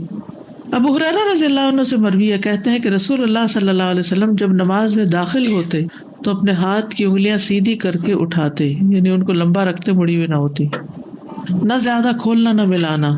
سعید بن سمان کہتے ہیں ابو ہریرہ رضی اللہ عنہ ہمارے پاس مسجد بنو زریق میں تشریف لائے. انہوں نے کہا کہ رسول اللہ صلی اللہ علیہ وسلم 3 کام کیا کرتے تھے، لوگوں نے ان پر عمل کرنا چھوڑ دیا. ان میں سے ایک یہ ہے کہ جب آپ نماز کے لیے کھڑے ہوتے تو یوں کرتے، اور ابو عامر نے اپنے ہاتھ کے ساتھ اشارہ کیا، نہ انگلیوں کو کھولا نہ ہی انہیں بہت زیادہ ملایا، بس درمیانہ. ہو سکتا ہے آپ میں سے کوئی سوچ رہا ہو کہ یہ باتیں کوئی کرنے کی، ہر کام کا ایک پروٹوکول ہوتا ہے نا، اور ہر کام کا ایک خاص طریقہ ہوتا ہے. جب ایک عورت کی شادی ہوتی ہے، اب تو شادی کے بغیر بھی بیوٹی پارلر جاتی ہے اور وہ تیار ہو رہی ہوتی ہے، تو کتنی دیر لگتی ہے اور کتنی چیزوں کا خیال رکھا جاتا ہے. چھوٹی چھوٹی باتوں کا خیال رکھا جاتا ہے، کتنی چھوٹی چھوٹی. اگر ایک ایکسٹرا بال بھی نظر آ رہا ہو کہیں تو اس کو بھی، تب کو کہ ایک بال ہے نا، اس سے کیا فرق پڑتا ہے، وہی تو زیادہ چبھتا ہے. لوگ صاف منہ نہیں دیکھتے، وہ ایک بال ضرور دیکھیں گے کہ یہ بال بڑا ہوا ہے. تو اللہ کے حضور جا رہے ہیں تو پوزیشن تو ٹھیک ہونی چاہیے نا. اور پھر اس میں آپ دیکھیے کہ جیسے یہ بیان کرنے سے کتنی سہولت ہے کہ نیچرل وے میں رہو. اب اگر یوں کر کے کوئی پڑھ رہا ہے تو عجیب سے لگتا ہے نا, اور اگر یوں کر کے پڑھ رہا ہے ڈھیلا سا تو بھی غفلت کی علامت ہے, یہ اکڑ کی علامت ہے, غفلت کی علامت ہے. نارمل رہو, نیچرل رہو. اس سے ہمیں زندگی گزارنے کے اور طریقے سلیقے بھی پتہ چلتے ہیں. نہ تو بہت تصنع اور تکلف کرو, اور نہ ہی اپنے آپ کو مشقت میں ڈالو, اور نہ ہی اتنے ڈھیلے بن جاؤ, اعتدال میں رہو. پھر کندھوں تک ہاتھ اٹھانا. سالم اپنے والد سے روایت کرتے ہیں, وہ کہتے ہیں میں نے رسول اللہ صلی اللہ علیہ وسلم کو دیکھا جب آپ نماز شروع کرتے تو اپنے دونوں ہاتھ اٹھاتے حتیٰ کہ وہ آپ کے کندھوں کے برابر آ جاتے, یعنی اس طرح. یا پھر کانوں تک ہاتھ اٹھانا, تھوڑا اور اوپر لے آنا. وائل بن حجر سے مروی ہے, کہتے ہیں کہ میں نے کہا میں ضرور رسول اللہ صلی اللہ علیہ وسلم کی نماز دیکھوں گا کہ آپ کیسے پڑھتے ہیں. انہوں نے کہا چنانچہ رسول اللہ صلی اللہ علیہ وسلم کھڑے ہوئے, قبلے کی طرف رخ کیا, اللہ اکبر کہا, پھر اپنے دونوں ہاتھ اٹھائے حتیٰ کہ آپ کے کانوں کے برابر آ گئے. یعنی اگر تھوڑا نیچے ہو گیا, تھوڑا اوپر ہو گیا تو کوئی یہ نہیں کہ سر سے اوپر کر لے, اس کی اجازت نہیں ہے. اور اس میں بھی آپ دیکھیں نا, کمفرٹیبل انسان کہاں ہے, درمیان میں ہی کمفرٹیبل ہے نا. جب بہت اونچا جاتا ہے تب بھی مشقت ہے. یعنی دین نے ہمیں جو طریقے سکھائے ہیں ان میں سہولت ہے عمومی طور پر, ایکسیپشنل کیس پر کم رہ جاتے ہیں. مشکلات سے بچایا ہمیں. نبی صلی اللہ علیہ وسلم کا اونچی آواز سے تکبیر کہنا, کیونکہ آپ نماز کی امامت کراتے تھے. آپ تکبیر اونچی آواز میں کہتے یہاں تک کہ پیچھے والے آپ کی آواز سن لیتے. اس سے ہی پتہ چلتا ہے کہ مؤذن کو اس بات کا خیال رکھنا چاہیے, یعنی بلند آواز سے کہنا چاہیے اللہ اکبر, تاکہ یہ نہ ہو, کیونکہ بعض اوقات ایسا ہوتا ہے کہ امام صاحب مائک آن کرنا بھول جاتے ہیں, اور اللہ اکبر بھی اس طرح کرتے کہ پیچھے والے کھڑے ہی رہتے کہ پتہ نہیں نماز کب شروع ہو. جب دوسری اللہ اکبر ہوتی ہے رکوع میں جانے کی تو وہ شاید رکعت ہی مس ہو گئی. تو امام کو ان چیزوں کا لحاظ رکھنا چاہیے. جابر سے روایت ہے کہ رسول اللہ صلی اللہ علیہ وسلم بیمار پڑ گئے اور ہم نے آپ کی اقتداء میں نماز پڑھی جبکہ آپ بیٹھے ہوئے تھے اور ابو بکر آپ کی تکبیر لوگوں کو سنا رہے تھے. اس سے یہ بھی پتہ چلتا ہے کہ اگر امام کی آواز ذرا کم ہے اور کراؤڈ بڑا ہے تو ذرا پیچھے سے کوئی اس تکبیر کو دہرا دے تاکہ سب سن لیں. حرم میں آپ نے دیکھا ہوگا کہ ہمیشہ پیچھے سے رپیٹ ہوتی. تو ایک دفعہ میں نے سوچا کہ اس تکلف کی کیا ضرورت ہے, مائک ہے, سب کو سنائی دے رہی ہے آواز. لیکن پھر مجھے سمجھ آئی کہ ایک دن یہ ہوا کہ جگہ قریب نہیں ملی تو کافی دور کھڑے ہونا پڑا. اب اس میں پہلی تکبیر نہیں سنائی دے رہی تھی, وہ دوسری ہی سنائی دے رہی تھی. تو بعض اوقات اینگل ایسا ہوتا ہے, بعض اوقات اسپیکر خراب ہو جاتا ہے, بعض اوقات آواز ایک دم دھیمی ہو جاتی ہے اور امام جو ہوتا ہے وہ تو اللہ اکبر کہہ دیتا ہے اور وہ پیچھے والا کیا کرتا ہے اللہ لمبا کر کے کرتا ہے, تو وہ سنائی دے جاتی ہے, پھر تو نماز خراب نہیں ہوتی. تو اس کی بھی دلیل ہمیں یہاں سے ملتی ہے. عام گھر میں ہر وقت ایسا کرنے کی ضرورت نہیں ہے کہ دو لوگ نماز پڑھ رہے ہیں, لیکن یہ کہ جہاں کراؤڈ زیادہ ہو وہاں چاہے اسپیکر بھی ہو پھر بھی کر دینے میں کوئی حرج نہیں. لوگوں کو فیسیلیٹیٹ کرنا اصل مقصد ہے. امام کے بعد مقتدی کا آہستہ تکبیر کہنا.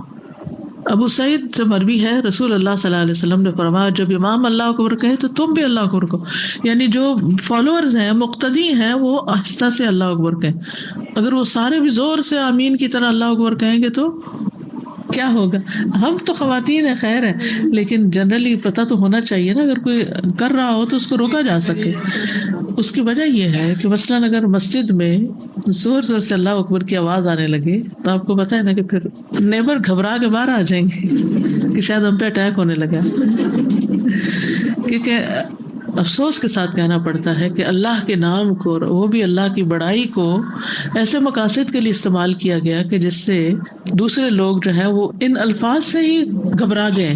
حالانکہ اللہ اکبر اتنا خوبصورت کلمہ, تو اس میں بڑی بھلائی ہو گئی کہ آمین کا تو اونچا کہنا لازم کیا لیکن اللہ اکبر کا نہیں.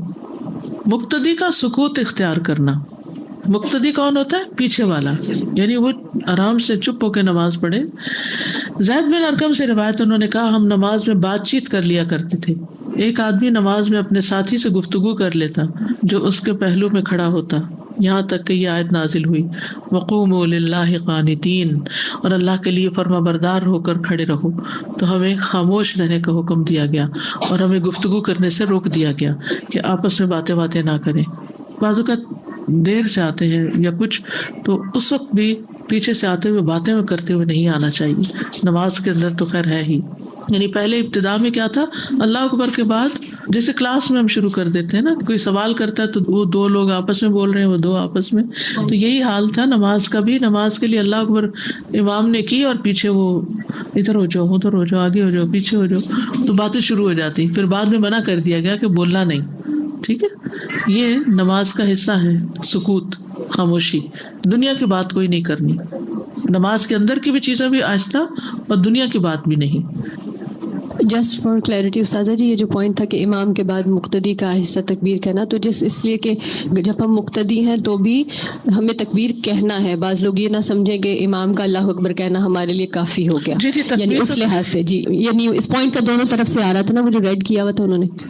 میرے تصور میں آیا کہ اگر یہ طریقہ نہ سکھایا جاتا تو حرم میں جب لوگ نماز پڑھتے ہیں کیسی افراتفری ہوتی, کس قدر شان اور کتنی خوبصورتی نظر آتی اس عبادت میں. ایک اللہ اکبر کہا اور صفیں بن گئیں اور ایک طریقے سے کھڑے ہو گئے, اور یہی حال مسجدوں میں ہوتا ہے. اور جہاں لوگ اس چیز کا اہتمام نہیں کرتے یا معلوم نہیں ہوتا ان کو, تو صفوں میں پھر ہلچل بھی ہوتی ہے اور آوازیں بھی آتی ہیں جس سے دوسرے لوگوں کی نماز متاثر ہوتی ہے. تو اللہ نے بڑی خوبصورت طریقے سے عبادت سکھائی. بالکل. میں پوچھ رہی تھی کہ یہ نماز میں عمل کثیر کس کو کہا جائے گا؟ مطلب اگر آپ نے دونوں ہاتھ یوز کر کے کوئی کام کیا, جیسے بچہ ہی اٹھانا ہے یا کچھ, اور آپ نے دونوں ہاتھ یوز کیے, تو وہ عمل کثیر ہوگا؟ نہیں, عمل کثیر بلا وجہ دو ہاتھ سے دوپٹہ ٹھیک کر رہے ہیں, دو ہاتھ سے کوئی چیز پکڑ کے ادھر کر رہے ہیں, دو اور ایک ہاتھ کی بات نہیں ہے. اصل بات یہ کہ بلا ضرورت, سوائے اشد مجبوری کے کہ جس میں نماز ہی خراب ہو رہی ہے, مثلاً کوئی بچہ پاس بڑا شور ہی مچایا جا رہا ہے اور آپ سے نماز, تو اس کو ایک دپ لگا دینا, تھوڑی سی ہلکا سا دپ سے مراد یہ کہ ایسے اس کو ٹیپ کر دینا کہ بھائی چپ کرو, اسے پتہ چل جائے گا. یا بچہ ایک رو رہا ہے اور اب نماز مغرب کی ہے, وقت جا رہا ہے. مجھے اچھی طرح یاد ہے, میری پہلی بیٹی پیدا ہوئی, مغرب کی اذان ہوتی ہے اور وہ چیخنا چلانا شروع کر دیتی. تو اب کہتے ہیں وقت تو تھوڑا سا, نماز تو پڑھنی, یہ کیسے ہو سکتا ہے؟ اب یہ بھی دل نہیں چاہتا کہ انسان پھینک کے تو خود نمازیں پڑھتا رہے اور وہ ہلکان ہو جائے. تو پھر الحمدللہ مجھے اس وقت یہ بات پتہ چلی کہ نماز میں اٹھاتی تو چپ ہو جاتی, تو پھر میں وضو کر کے اس کو ساتھ اٹھا کے نماز پڑھ لیتی. تو اس صورت میں کہ نماز جا رہی ہو اور کوئی آپ کے پاس اس کو سنبھالنے والا, اٹھانے والا کوئی, یعنی انتہائی ایمرجنسی میں شدید ضرورت کے تحت کم سے کم حرکت. مطلب کبھی ایسا ہوتا ہے کہ آپ جیسے دوپٹہ ہی صحیح کرنا ہے, آپ کا اتر گیا ہے کچھ, تو آپ اگر اس کو ایک ہاتھ سے کریں گے تو آپ کو کافی گھنٹے لگیں گے اس کو کرنے میں, لیکن اگر آپ دونوں ہاتھ یوز کریں گے تو فٹافٹ سے وہ ہو جائے گی. تو اس میں دونوں ہاتھ یوز کرنے اوکے ہیں؟ جتنا بچ سکے اتنا ہی بہتر ہے. چاہے جلدی کی بات نہیں ہے, لیکن یہ ہے کہ جتنا بچ سکے. ایک چیز اور پوچھنی تھی کہ جیسے نماز میں صف آپ کی برابر والا جو بندہ ہے وہ ہٹ کے پرے کھڑا ہوا ہے, تو آپ اس کو ہلکا سا لائک یوں کر کے کھینچ سکتے ہیں اپنی طرف؟ جی کھینچ سکتے ہیں. استاذہ مجھے ایک سوال پوچھنا تھا کہ بعض اوقات ہم نماز پڑھیں یا کوئی بچہ آواز دیتا ہے تو ہم اونچی آواز میں تو تلاوت کر لیتے ہیں 1 سیکنڈ کے لیے یا کھنکھار دیتے ہیں. جی ٹھیک ہے, تو اس سے نماز پہ فرق تو نہیں پڑتا؟ نہیں, کوئی نہیں پڑتا. نماز کے دوران جیسے بچے کبھی پوچھ رہے ہوتے ہیں کہ یہ کام کرنا ہے, یہ کرنا ہے, تو ہم کر دیتے ہیں. نہیں, وہ نہیں کرنا, نہیں کرنا چاہیے. اسی آیت کو اونچا پڑھ لیں, لیکن وہ کوئی اور آواز نہیں نکال سکتے. جی استاذ السلام علیکم. آپ کہہ رہے تھے نا یہ چھوٹی چھوٹی باتیں بتانے کی کیا ضرورت تھی, اگر یوں ہاتھ نہیں بتائے تو. اب آپ دیکھیں ہم تھوڑے سے لوگ ہیں, اور اگر ہمیں صرف یہی حکم دیا جاتا کہ اللہ اکبر کہنا ہے, تو میں سمیت پتہ نہیں کوئی اللہ اکبر کہتے یوں ہاتھ اٹھا رکھتا, کوئی یہاں پہ رکھتا, کوئی الگ رکھتا, کتنے طریقے ہو جاتے. تو ان باتوں کو بتانے سے کتنی الحمدللہ آسانی ہو جاتی. چلیے آگے چلتے ہیں. نماز کا طریقہ ہی ہے قیام. قیام کا مطلب ہوتا ہے کھڑے ہونا. قیام کا وجوب. قیام نماز کا رکن ہے. قیام نماز کے ارکان میں شامل ہے. اور کیا ارکان میں شامل تھا؟ تکبیر تحریمہ. جی, تو قیام بھی ایسے ہی ہے جسے ادا کرنا واجب ہے. چنانچہ جو شخص قیام کرنے کی استطاعت رکھتا ہے اس کے لیے جائز نہیں کہ وہ بیٹھ کر نماز پڑھے. جو شخص کھڑا ہو سکتا ہے اس کے لیے جائز نہیں کہ وہ بیٹھ کے نماز پڑھے. لیکن جو شخص کسی بیماری, بڑھاپے یا کھڑے ہونے سے شدید مشقت حاصل ہونے کی بنا پر قیام کی ادائیگی سے عاجز ہو, عاجز نہیں ہو سکتا، تو اس کے لیے زمین یا کرسی پر بیٹھ کر نماز ادا کرنا جائز ہے۔ اب آپ اگر کچن میں 2 گھنٹے کھڑے ہو سکتے ہیں تو نماز میں 5 منٹ کیوں نہیں کھڑے ہو سکتے؟ اگر آپ لانڈری کھڑے ہو کے کر سکتے ہیں، اگر آپ بازار کھڑے ہو کے جا سکتے ہیں، اگر آپ گھر کی صفائی ہر چیز کھڑے ہو کے کر رہے ہیں، تو نماز ہی میں کیوں بیٹھ جاتے ہیں؟ کیا وہ تھکاوٹ اتارنے کی جگہ ہے؟ وہ اللہ کے حضور حاضر ہونے کا مقام ہے۔ تو فرض نماز میں خاص طور پر، نوافل وغیرہ نبی صلی اللہ علیہ وسلم نے خود بھی بیٹھ کر پڑھے، سواری پر بھی بیٹھ کے پڑھے، اور ویسے بھی بیٹھ کر ادا کرنے کی رخصت ہے، لیکن فرض کے لیے قیام فرض ہے۔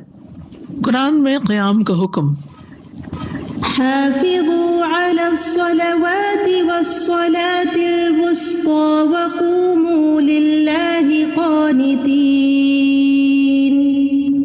سب نمازوں کی حفاظت کرو اور درمیانی نماز کی خصوصاً، اور اللہ کے لیے فرما بردار ہو کر کھڑے رہو۔ قومو، یہ حکم کہاں ہے؟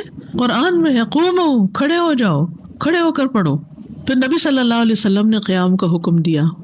عمران بن حسین رضی اللہ عنہ کہتے ہیں کہ مجھے بواسیر کا مرض تھا، تو میں نے نبی صلی اللہ علیہ وسلم سے نماز کے بارے میں دریافت کیا۔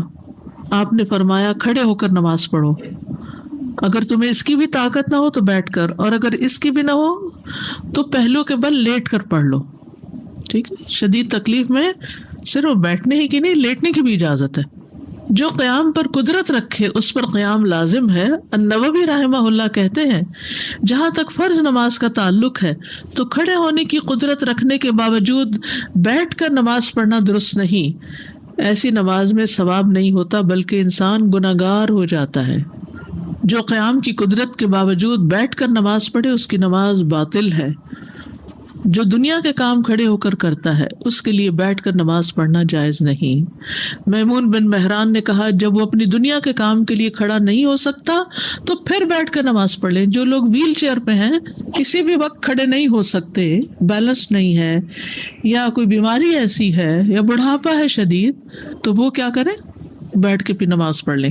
ابن قدامہ المقدسی کہتے ہیں رحمہ اللہ، جو شخص قیام میں کھڑا ہونے پر قادر ہو لیکن رکوع یا سجدہ کرنے سے عاجز ہو تو اس سے قیام میں کھڑا ہونا ساقط نہیں ہوگا، بلکہ وہ نماز کھڑے ہو کر ادا کرے اور رکوع میں اشارہ کر کے پھر بیٹھ جائے اور سجدے میں اشارہ کرے۔ امام شافعی رحمہ اللہ کا بھی یہی کہنا ہے۔ ٹھیک ہے، تو اشاروں سے باقی پڑھ لیں، کیونکہ اللہ تعالیٰ کا فرمان ہے وَقُومُوا لِلَّهِ قَانِتِينَ، اور نبی صلی اللہ علیہ وسلم کا فرمان ہے صلی قائماً، کھڑے ہو کے نماز پڑھو۔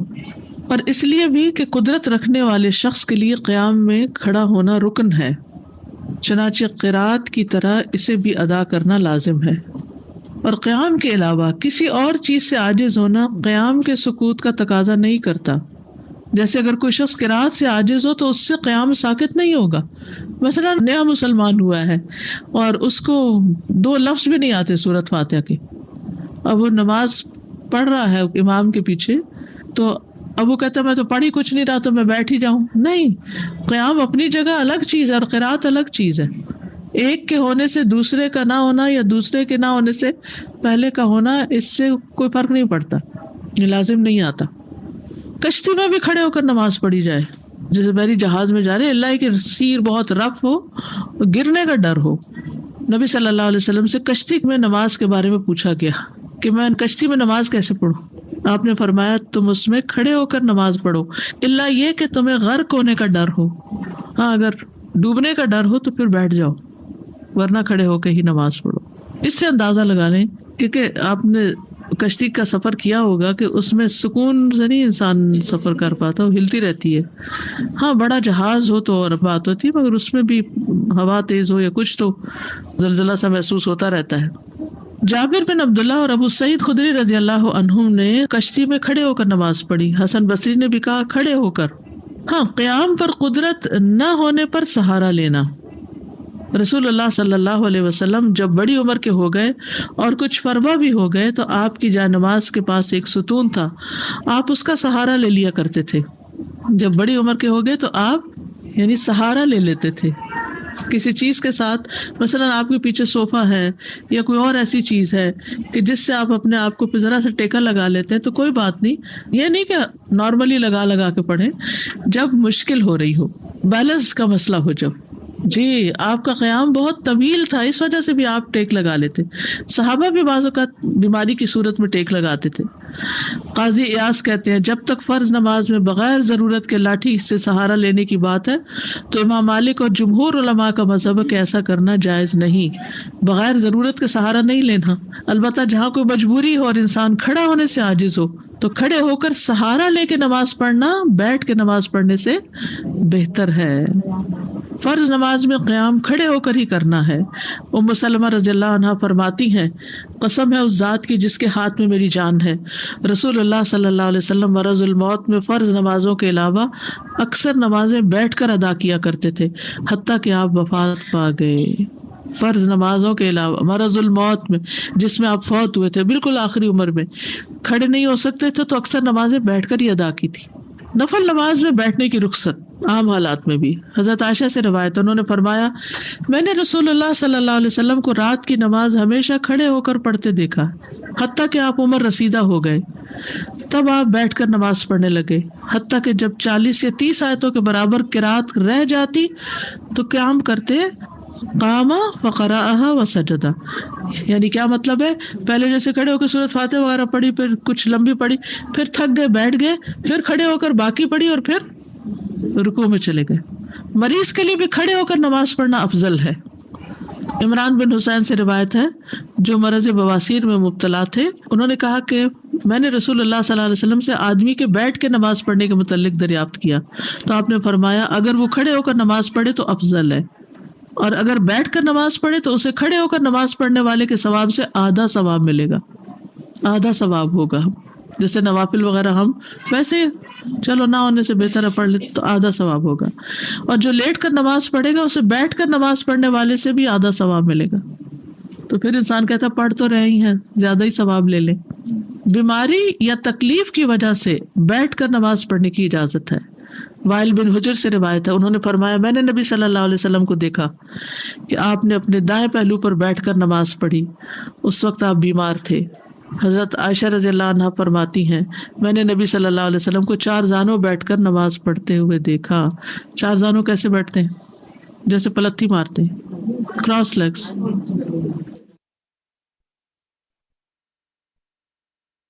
السلام علیکم ورحمۃ اللہ وبرکاتہ. امید ہے آپ سب خیریت سے ہوں گے. اب ہمارا ڈسکشن کا ٹائم ہے. ڈسکشن کے لیے دیکھ لیتے ہیں کچھ رولز کیا ہیں کہ آپ نے کیا کرنا ہے کہ نیچے جو پینل پر آپ کے پاس آپشنز آ رہے ہیں اس میں آپ نے ریز ہینڈ پہ کلک کرنا ہے. جب آپ کو ڈسکشن کے لیے پک کیا جائے گا تو پھر آپ کے پاس ایک مائک آ جائے گا. آپ نے میک شیور کرنا ہے کہ آپ کی مائک پر ایک ریڈ کراس لائن ہو وچ مینس کہ آپ کا مائک بند ہے تاکہ باقی لوگ جو آنسر کر رہے ہیں وہ ڈسٹرب نہ ہو. جب آپ کا نام لیا جائے تو پھر آپ نے کیا کرنا ہے کہ اپنے مائک کو ان میوٹ کرنا ہے. جب وہ ان میوٹ ہوگا تو اس پہ وہ ریڈ لائن ریموو ہو جائے گی اور پھر آپ نے پارٹیسپیٹ کرنا ہے. اینڈ میک شیور کہ as soon as give your answer آپ اپنا مائک واپس بند کر دیں.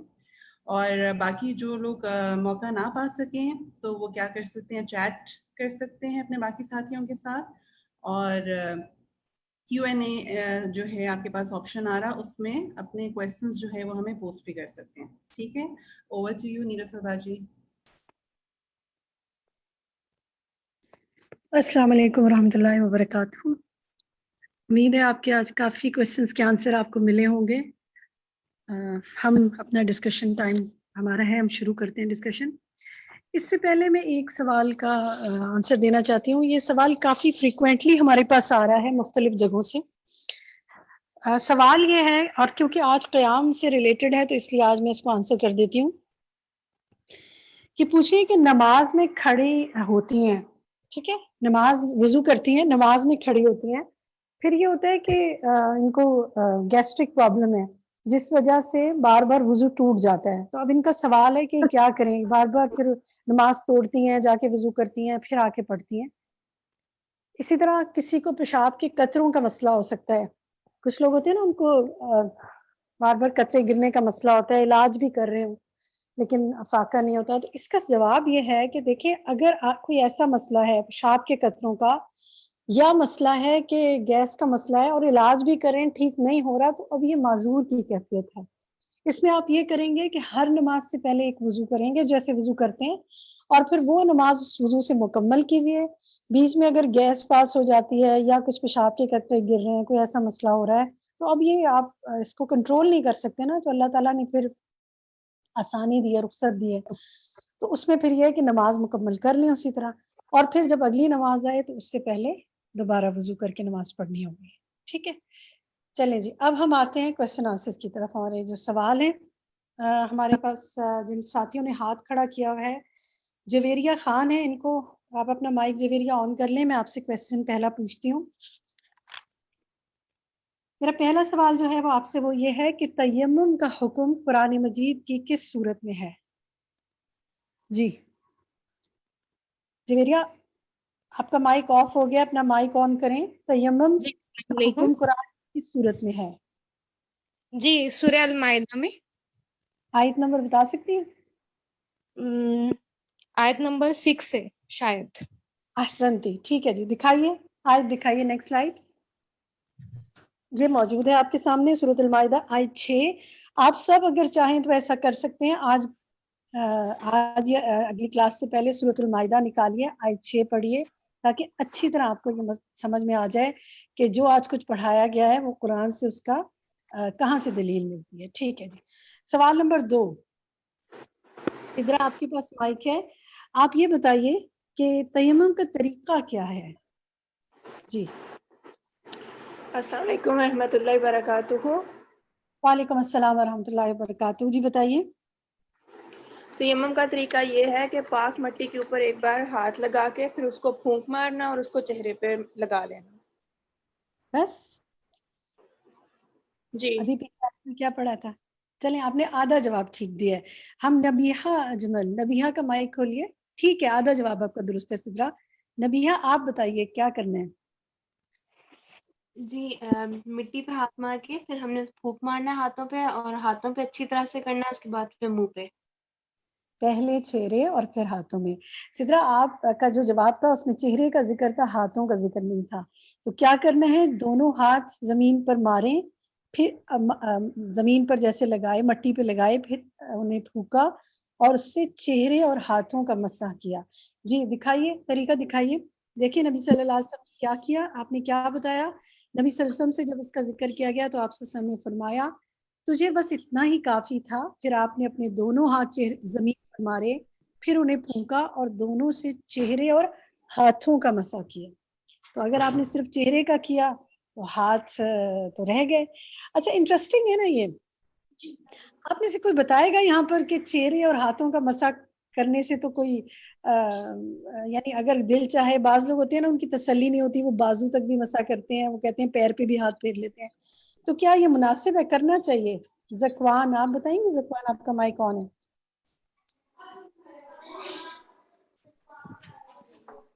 زکوان عبدالظہیر آپ بتائیں گی کہ کیا یہ مناسب ہے ایسے کرنا؟ آواز نہیں جا رہی شاید ان کو. زہرا حیات آپ بتائیں گی. جی السلام علیکم. جی ایسی صورت میں جو ہے وہ ہمیں صرف قرآن اور حدیث کی قرآن اور سنت کی دلیل دیکھنی چاہیے. تو جب یہ مینشن نہیں ہے تو ہمیں نہیں ایکسٹرا کرنا چاہیے. بارک اللہ فی علمک. جی ہمارے لیے یہ غیر ضروری ہے، یہ اللہ اور اس کے رسول کے حکم سے آگے بڑھنا ہے، تو جو آپ نے کہا اتنا ہی ہمارے لیے کافی ہے. ٹھیک ہے. میرے نیکسٹ سوال راشدہ ظفر نیاز آپ سے ہے. سوال یہ ہے کہ تیمم کن کن صورتوں میں کیا جا سکتا ہے؟ جی السلام علیکم. وعلیکم السلام. جہاں پانی نہ ہو وہاں ہم تیمم کرتے ہیں، اور جیسے ہی پانی مل جائے تو پھر پانی تیمم. نہیں ہے، آگے پانی نہ ہو اور صورت بتائیے. پانی آ جائے تو پھر وہ تیمم کا آپ نہ کریں، اور پھر تیمم مطلب چلیں آپ نے نہیں ہو. ٹھیک ہے، آپ نے ایک کنڈیشن بتا دی. ٹھیک ہے چلیں ہم اور پوچھتے ہیں. عائشہ اویس آپ بتائیں گے مزید کن صورتوں میں تیمم کیا جا سکتا ہے؟ عائشہ اویس، کیا اس کے علاوہ کوئی صورت آپ کو معلوم ہے؟ جی السلام علیکم. وعلیکم السلام. کہ سفر میں کر سکتے ہیں ہم تیمم، اور یہاں پانی میسر نہ ہو وہاں پہ؟ پانی کا تو ہو گیا نا، دیکھیے پانی کا تو ہو گیا، سفر کے علاوہ حضر پہ بھی کر سکتے ہیں. چلیں کسی اور سے پوچھتے ہیں، کون بتا سکا؟ عاتقہ ندیم آپ بتا سکتی ہیں؟ Atiqa, there are 4 conditions, 4 conditions ہیں، بتائیے. ایک تو آپ نے بتا دیا، پانی والی نہ بتائیں، وہ تو بتا دی کہ پانی نہیں ہے. کوئی اور بتائیں. میم اگر چوٹ لگ گئی ہے تو اس پر تیمم کیا جا سکتا ہے. ٹھیک ہے، پانی کے استعمال سے مرض بڑھ جانے یا جان جانے کا اندیشہ ہو، چوٹ ہے یا کوئی بھی ہے، ٹھیک ہے، کوئی آپریشن ہے، کچھ اور ہے، پانی کے استعمال سے مرض بڑھ جانے یا جان جانے کا اندیشہ. اور کیا کنڈیشن ہو سکتی ہے؟ انیلا حامد آپ بتا سکتی ہیں اس کے علاوہ کوئی اور کنڈیشن؟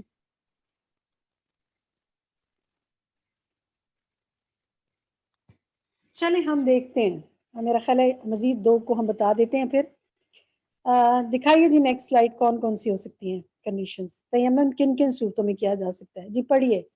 پانی نہ ملے، پانی حاصل کرنے میں جان جانے کا خطرہ ہو، پانی تک پہنچنے میں نماز کا وقت ختم ہو جائے، پانی کے استعمال سے مرض بڑھ جانے یا جان جانے کا اندیشہ.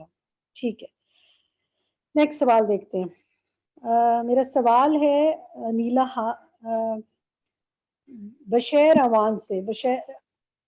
چلیے انیلا حامد کا مائی کون ہے؟ آپ بتا سکتی ہیں کہ کیا حالت جنابت سے طہارت حاصل کرنے کے لیے بھی تیمم کیا جا سکتا ہے؟ جی بالکل، جو ہے وہ کیا جا سکتا ہے. ٹھیک ہے، دلیل ہمارے پاس موجود ہے، دلیل دکھا دیجیے آپ. ابو بخاری کی یہ روایت ہے آگے. جی ٹھیک ہے، نیکسٹ سوال ہم دیکھتے ہیں. نیکسٹ ہمارا سوال ہے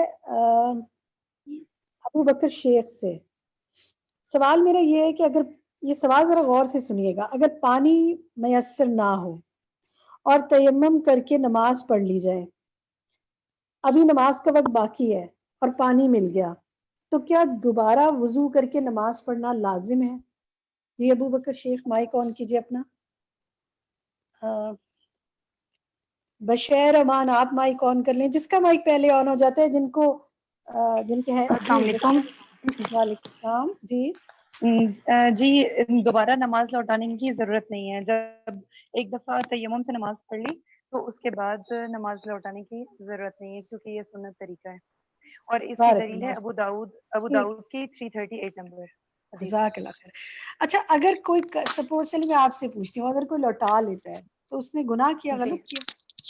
نہیں، اس نے غلط نہیں کیا، لیکن سنت سے تجاوز کیا. مطلب سنت طریقہ جو ہے تو وہ یہی ہے کہ آپ نے نماز پڑھ لی تو اس کو یہاں ذرا سا دیکھیں، یہاں ذرا سا اس کا جواب دیکھیں. اس نے سنت سے تجاوز نہیں کیا. یہ دیکھیں، اس کو دوبارہ دیکھتے ہیں، اس کی سلائیڈ دکھائیے. نبی صلی اللہ علیہ وسلم نے کیا فرمایا تھا؟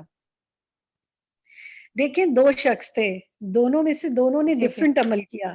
ایک نے نماز دہرائی، ایک نے نماز نہیں دہرائی. تو میرے آپ جیسے لوگ ہم سب تو یہی کہیں گے نا تم نے سنت سے بڑھ کے عمل کیا. اگر ہم نے حدیث نہ پڑھی ہو تو بالکل یہ خیال آتا ہے کہ جب پڑھ لی تھی تو کیوں پڑھی دوبارہ. لیکن آپ صلی اللہ علیہ وسلم نے ایک کو فرمایا کہ تمہیں دوہرا اجر مل گیا کہ تم نے 2 دفعہ نماز پڑھی نا، تم نے سنت کے مطابق عمل کر لیا. جس نے جزاک اللہ خیر. I just missed it. الحمدللہ. So you got it. جزاک اللہ خیر. Both are right. جی الحمدللہ. اللہ تعالیٰ آپ کے میں اضافہ فرمائے. دوسرے شخص کا تمہارے لیے دوہرا اجر ہے کہ تم نے 2 دفعہ نماز پڑھی. اچھا دیکھیں، اب یہ جو ہوتا ہے، بعض چیزیں ہم بالکل ایسے لیتے ہیں کہ یہ صحیح ہے یا غلط ہے، لیکن بیچ میں ایک گرے ایریا بھی ہوتا ہے. نبی صلی اللہ علیہ وسلم نے بہت ساری چیزوں میں مارجن بھی دیا کہ تم نے بھی ٹھیک کیا، تم نے بھی ٹھیک کیا. ٹھیک ہے، الحمدللہ. چلیں جی نیکسٹ کوشچن ہم دیکھتے ہیں، فریدہ سے پوچھتے ہیں. فریدہ کا مائی کون ہے؟ یہ سوال بھی غور سے سنیے گا. اگر تیمم کر کے عصر کی نماز پڑھ لی، پھر پانی مل گیا اور تیمم میں بھی باقی ہے، تو کیا وضو کے بغیر اسی تیمم کے ساتھ مغرب کی نماز پڑھی جا سکتی ہے؟ جی نہیں، جب پانی مل گیا ہے تو پھر پانی سے وضو کر کے مغرب کی نماز پڑھی جانی چاہیے. زادک اللہ علما. بالکل، اللہ تعالیٰ آپ کے علم میں اضافہ فرمائے. ٹھیک ہے، بالکل صحیح کہا آپ نے کہ جب پانی مل گیا، پانی ملتے ہی تیمم ختم ہو جائے گا. ترمذی کی روایت ہے. ٹھیک ہے جی، نیکسٹ سوال دیکھتے ہیں. نبی صلی اللہ علیہ وسلم نے ثقفی کو، یعنی جو شخص ثقیف سے آیا تھا، اس کو رکوع اور سجود کی کیا تعلیم دی تھی؟ خاص طور پہ رکوع اور سجدے کا اس حدیث میں جو ذکر ہے وہ بتائیے. فرخندہ جبین آپ بتا سکتی ہیں؟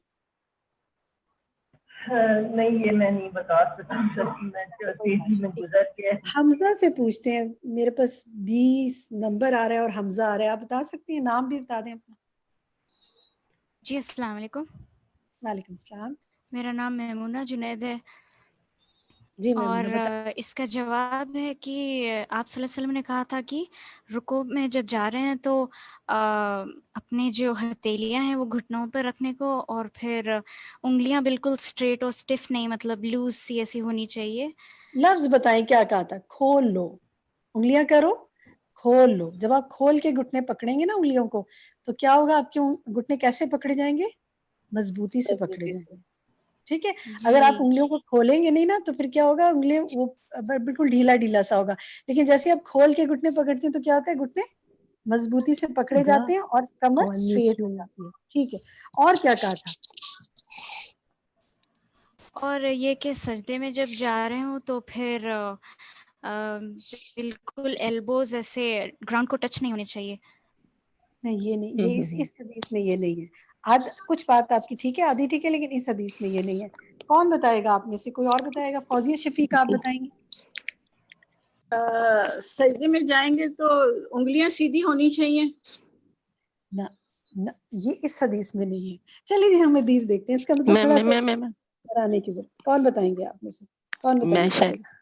السلام شہیلہ علیکم. بتانا، جی شہیلہ جی بتانا چاہتے ہیں؟ شہیلہ وعلیکم السلام، آپ بتائیے. جی جی آپ صلی اللہ علیہ وسلم نے فرمایا تھا کہ رکوع میں جاؤ تو ہاتھ اپنے نیز پہ کھول کے ریلیکس ہو جاؤ جب تک پوری باڈی کے اعضاء ریلیکس ہو جائے. اس کے بعد سجدے میں اپنی پیشانی اچھے طریقے سے زمین پر رکھو.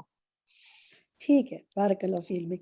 آپ سب نے کوشش کی، اللہ تعالیٰ آپ سب کی کوششوں کو قبول کرے. ذرا سا اس کا جواب دیکھتے ہیں. دیکھیں یہ بہت اہم ہے. اس حدیث کو دیکھیے، آپ صلی اللہ علیہ وسلم نے کیا فرمایا تھا؟ دونوں ہتھیلیاں اپنے گھٹنوں پہ رکھو، پھر اپنی انگلیوں کو کھول لو، پھر اطمینان کرو کہ ہر عضو اپنی جگہ لے لے، یعنی باڈی پارٹ سب جگہ پہ آ جائیں. یعنی جلدی سے رکو، کیونکہ جلدی سے کھڑا نہ ہو، ایسے ہو کہ جیسے اسٹیشنری ہو جائے، بالکل باڈی ٹھہر جائے. پھر جب سجدہ کرنے لگو تو اپنی پیشانی کو زمین پر اچھی طرح ٹکاؤ.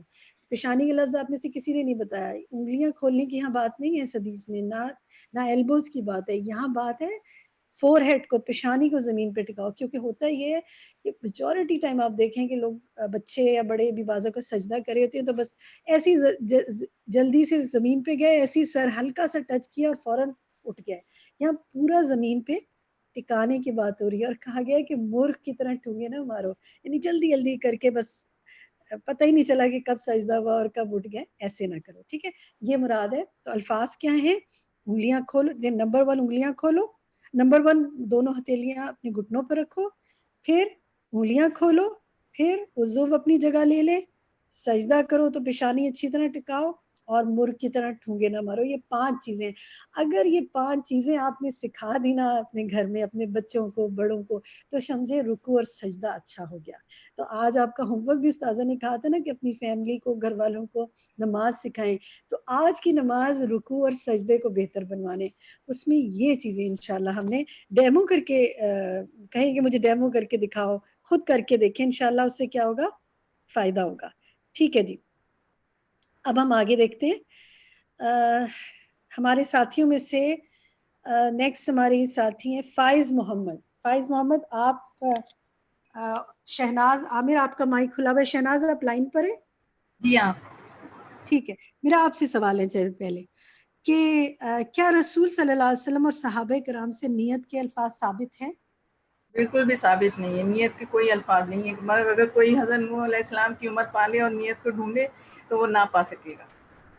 تو نیت کہاں ہوتی ہے؟ پھر نیت دل میں ہوتی ہے. دل اگر میں آپ ہوتی نے ہے. وضو کا ارادہ کیا، آپ کی نیت ہوئی نماز. جزاک اللہ خیر کثیرہ. ٹھیک ہے. نیکسٹ سوال جو ہے میرا وہ شہناز عامر آپ نے جواب دے دیے یا ابھی جی نہیں دیا؟ دے دیا.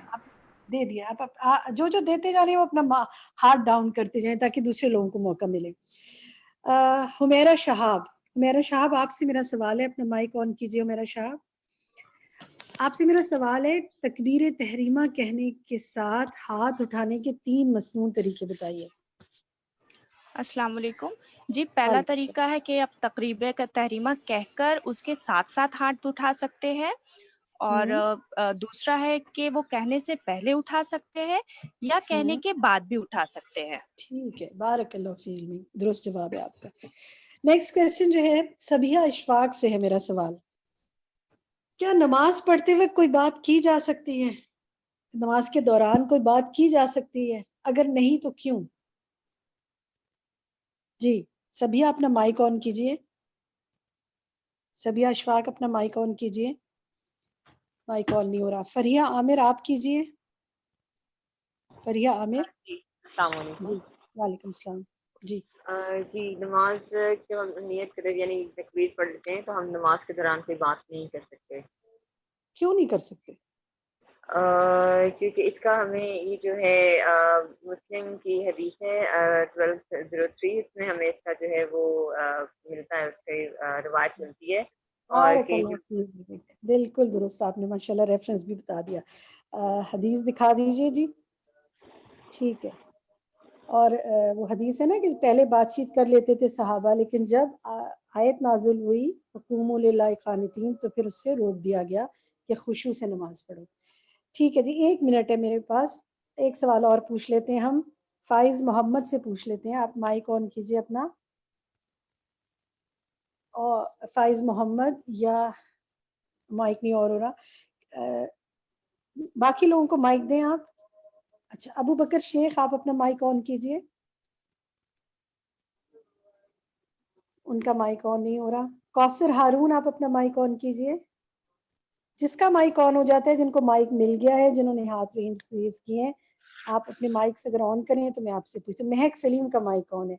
مہک آپ بتائیں گی کہ کیا قیام میں کھڑے ہونا ضروری ہے؟ قرآن سے دلیل دیجئے مہک. جی سورہ ایک منٹ میں السلام علیکم. قیام کا حکم ہے سورہ بقرہ کی آیت نمبر 238 میں. ہاں بارک اللہ فی علمک، بالکل درست. ٹھیک ہے جی، ہمارا وقت اب مکمل ہو گیا ہے. مزید سوال جو ہے وہ آپ دیکھیے گا کہ ایک بہت اہم حدیث ہے. دکھائیے جی ذرا حدیث دیکھتے ہیں جس میں یہ بات ہے کہ نماز کھڑے ہو کر پڑھنے والے کی نماز اور بیٹھ کے پڑھنے والے کی نماز. اس حدیث سے آپ کو اپنے عمل کے لیے کیا بات سمجھ میں آتی ہے؟ اس کو غور کریں. دیکھیے فرض نماز میں جو تو کھڑے ہو کر پڑھنے کوئی ایسی مجبوری ہے کہ آپ کھڑے نہیں ہو سکتے. بہت سوال آ رہے تھے میرے پاس ساتھ ساتھ، میں اس کو سم اپ کر دیتی ہوں. جو شخص کھڑے ہو کر قیام کر سکتا ہے، چل سکتا ہے، کھڑے ہو کر کام کاج کر سکتا ہے، اس کو کھڑے ہو کے نماز پڑھنی چاہیے، کھڑے ہو کے رکوع کرنا چاہیے. اور بعض اوقات تو اس سے ہوتا ہے کہ سجدہ نہیں کر سکتے تو زمین پر جھکنے سے پرابلم ہو جاتی ہے، تو کرسی پہ بیٹھ کے پڑھ سکتے ہیں یا زمین پہ بیٹھ بھی سجدہ کر سکتے ہیں. اور سجدہ کر کے اگر نہیں کر سکتے تو زمین کرسی پہ بیٹھ کر یا ویسے بیٹھ کر سجدہ کر لیں. لیکن اگر نیچے زمین پر بیٹھ کر اٹھنے سے مشکل ہو رہی ہے تو کرسی پہ بیٹھ کر سجدہ کر لیں، لیکن کوشش کریں قیام کھڑے ہو کر کریں. جو نفل نماز ہے اس میں سوال کافی آ رہے تھے کہ کیا نفل نماز بیٹھ کر پڑھی جا سکتی ہے؟ نفل نماز بیٹھ کر پڑھی جا سکتی ہے، دلیل ملتی ہے. لیکن یہ بات یاد رکھیے کہ کھڑے ہو کر پڑھنے کا ثواب سے آدھا ثواب بیٹھ کر پڑھنے کا ہے اگر بغیر وجہ کے پڑھنے. جو قیام کر سکتا ہے اس کو قیام کرنا چاہیے. مزید انشاءاللہ آپ اس کو دوبارہ جو سوالات ہیں آپ کے جتنے ہیں ان کو آپ مزید لیسن سن کر آپ کو کئی سوالوں کے جواب مل جائیں گے انشاءاللہ. ہم ہوم ورک کی طرف آتے ہیں. ہمارا ہوم ورک یہ ہے کہ اپنے گھر والوں اور فیملی کے لوگوں کو نماز کا طریقہ سکھائیے. آج جو چیزیں ہم نے پڑھی ہیں اتنی سکھا لیں، ہر دفعہ کی کلاس سے کچھ کوئز کر لیا کریں، کچھ پوچھ لیا کریں. انشاءاللہ آپ کے ساتھ ساتھ آپ کے گھر کا ماحول، آپ کے دوسرے لوگ بھی سیکھیں گے. کسی ایک شخص کی نماز بھی آپ کی وجہ سے بہتر ہو گئی تو اس کی اچھی نماز پڑھنے کا ثواب اس کو تو ملے گا ہی، لیکن انشاءاللہ آپ کو بھی ملے گا. بارک اللہ فی علمکم وعملکم. جزاکم اللہ خیرا کثیرا. سبحانک اللہم وبحمدک، اشہد ان لا الہ الا انت، استغفرک واتوب الیک. والسلام علیکم ورحمۃ اللہ وبرکاتہ.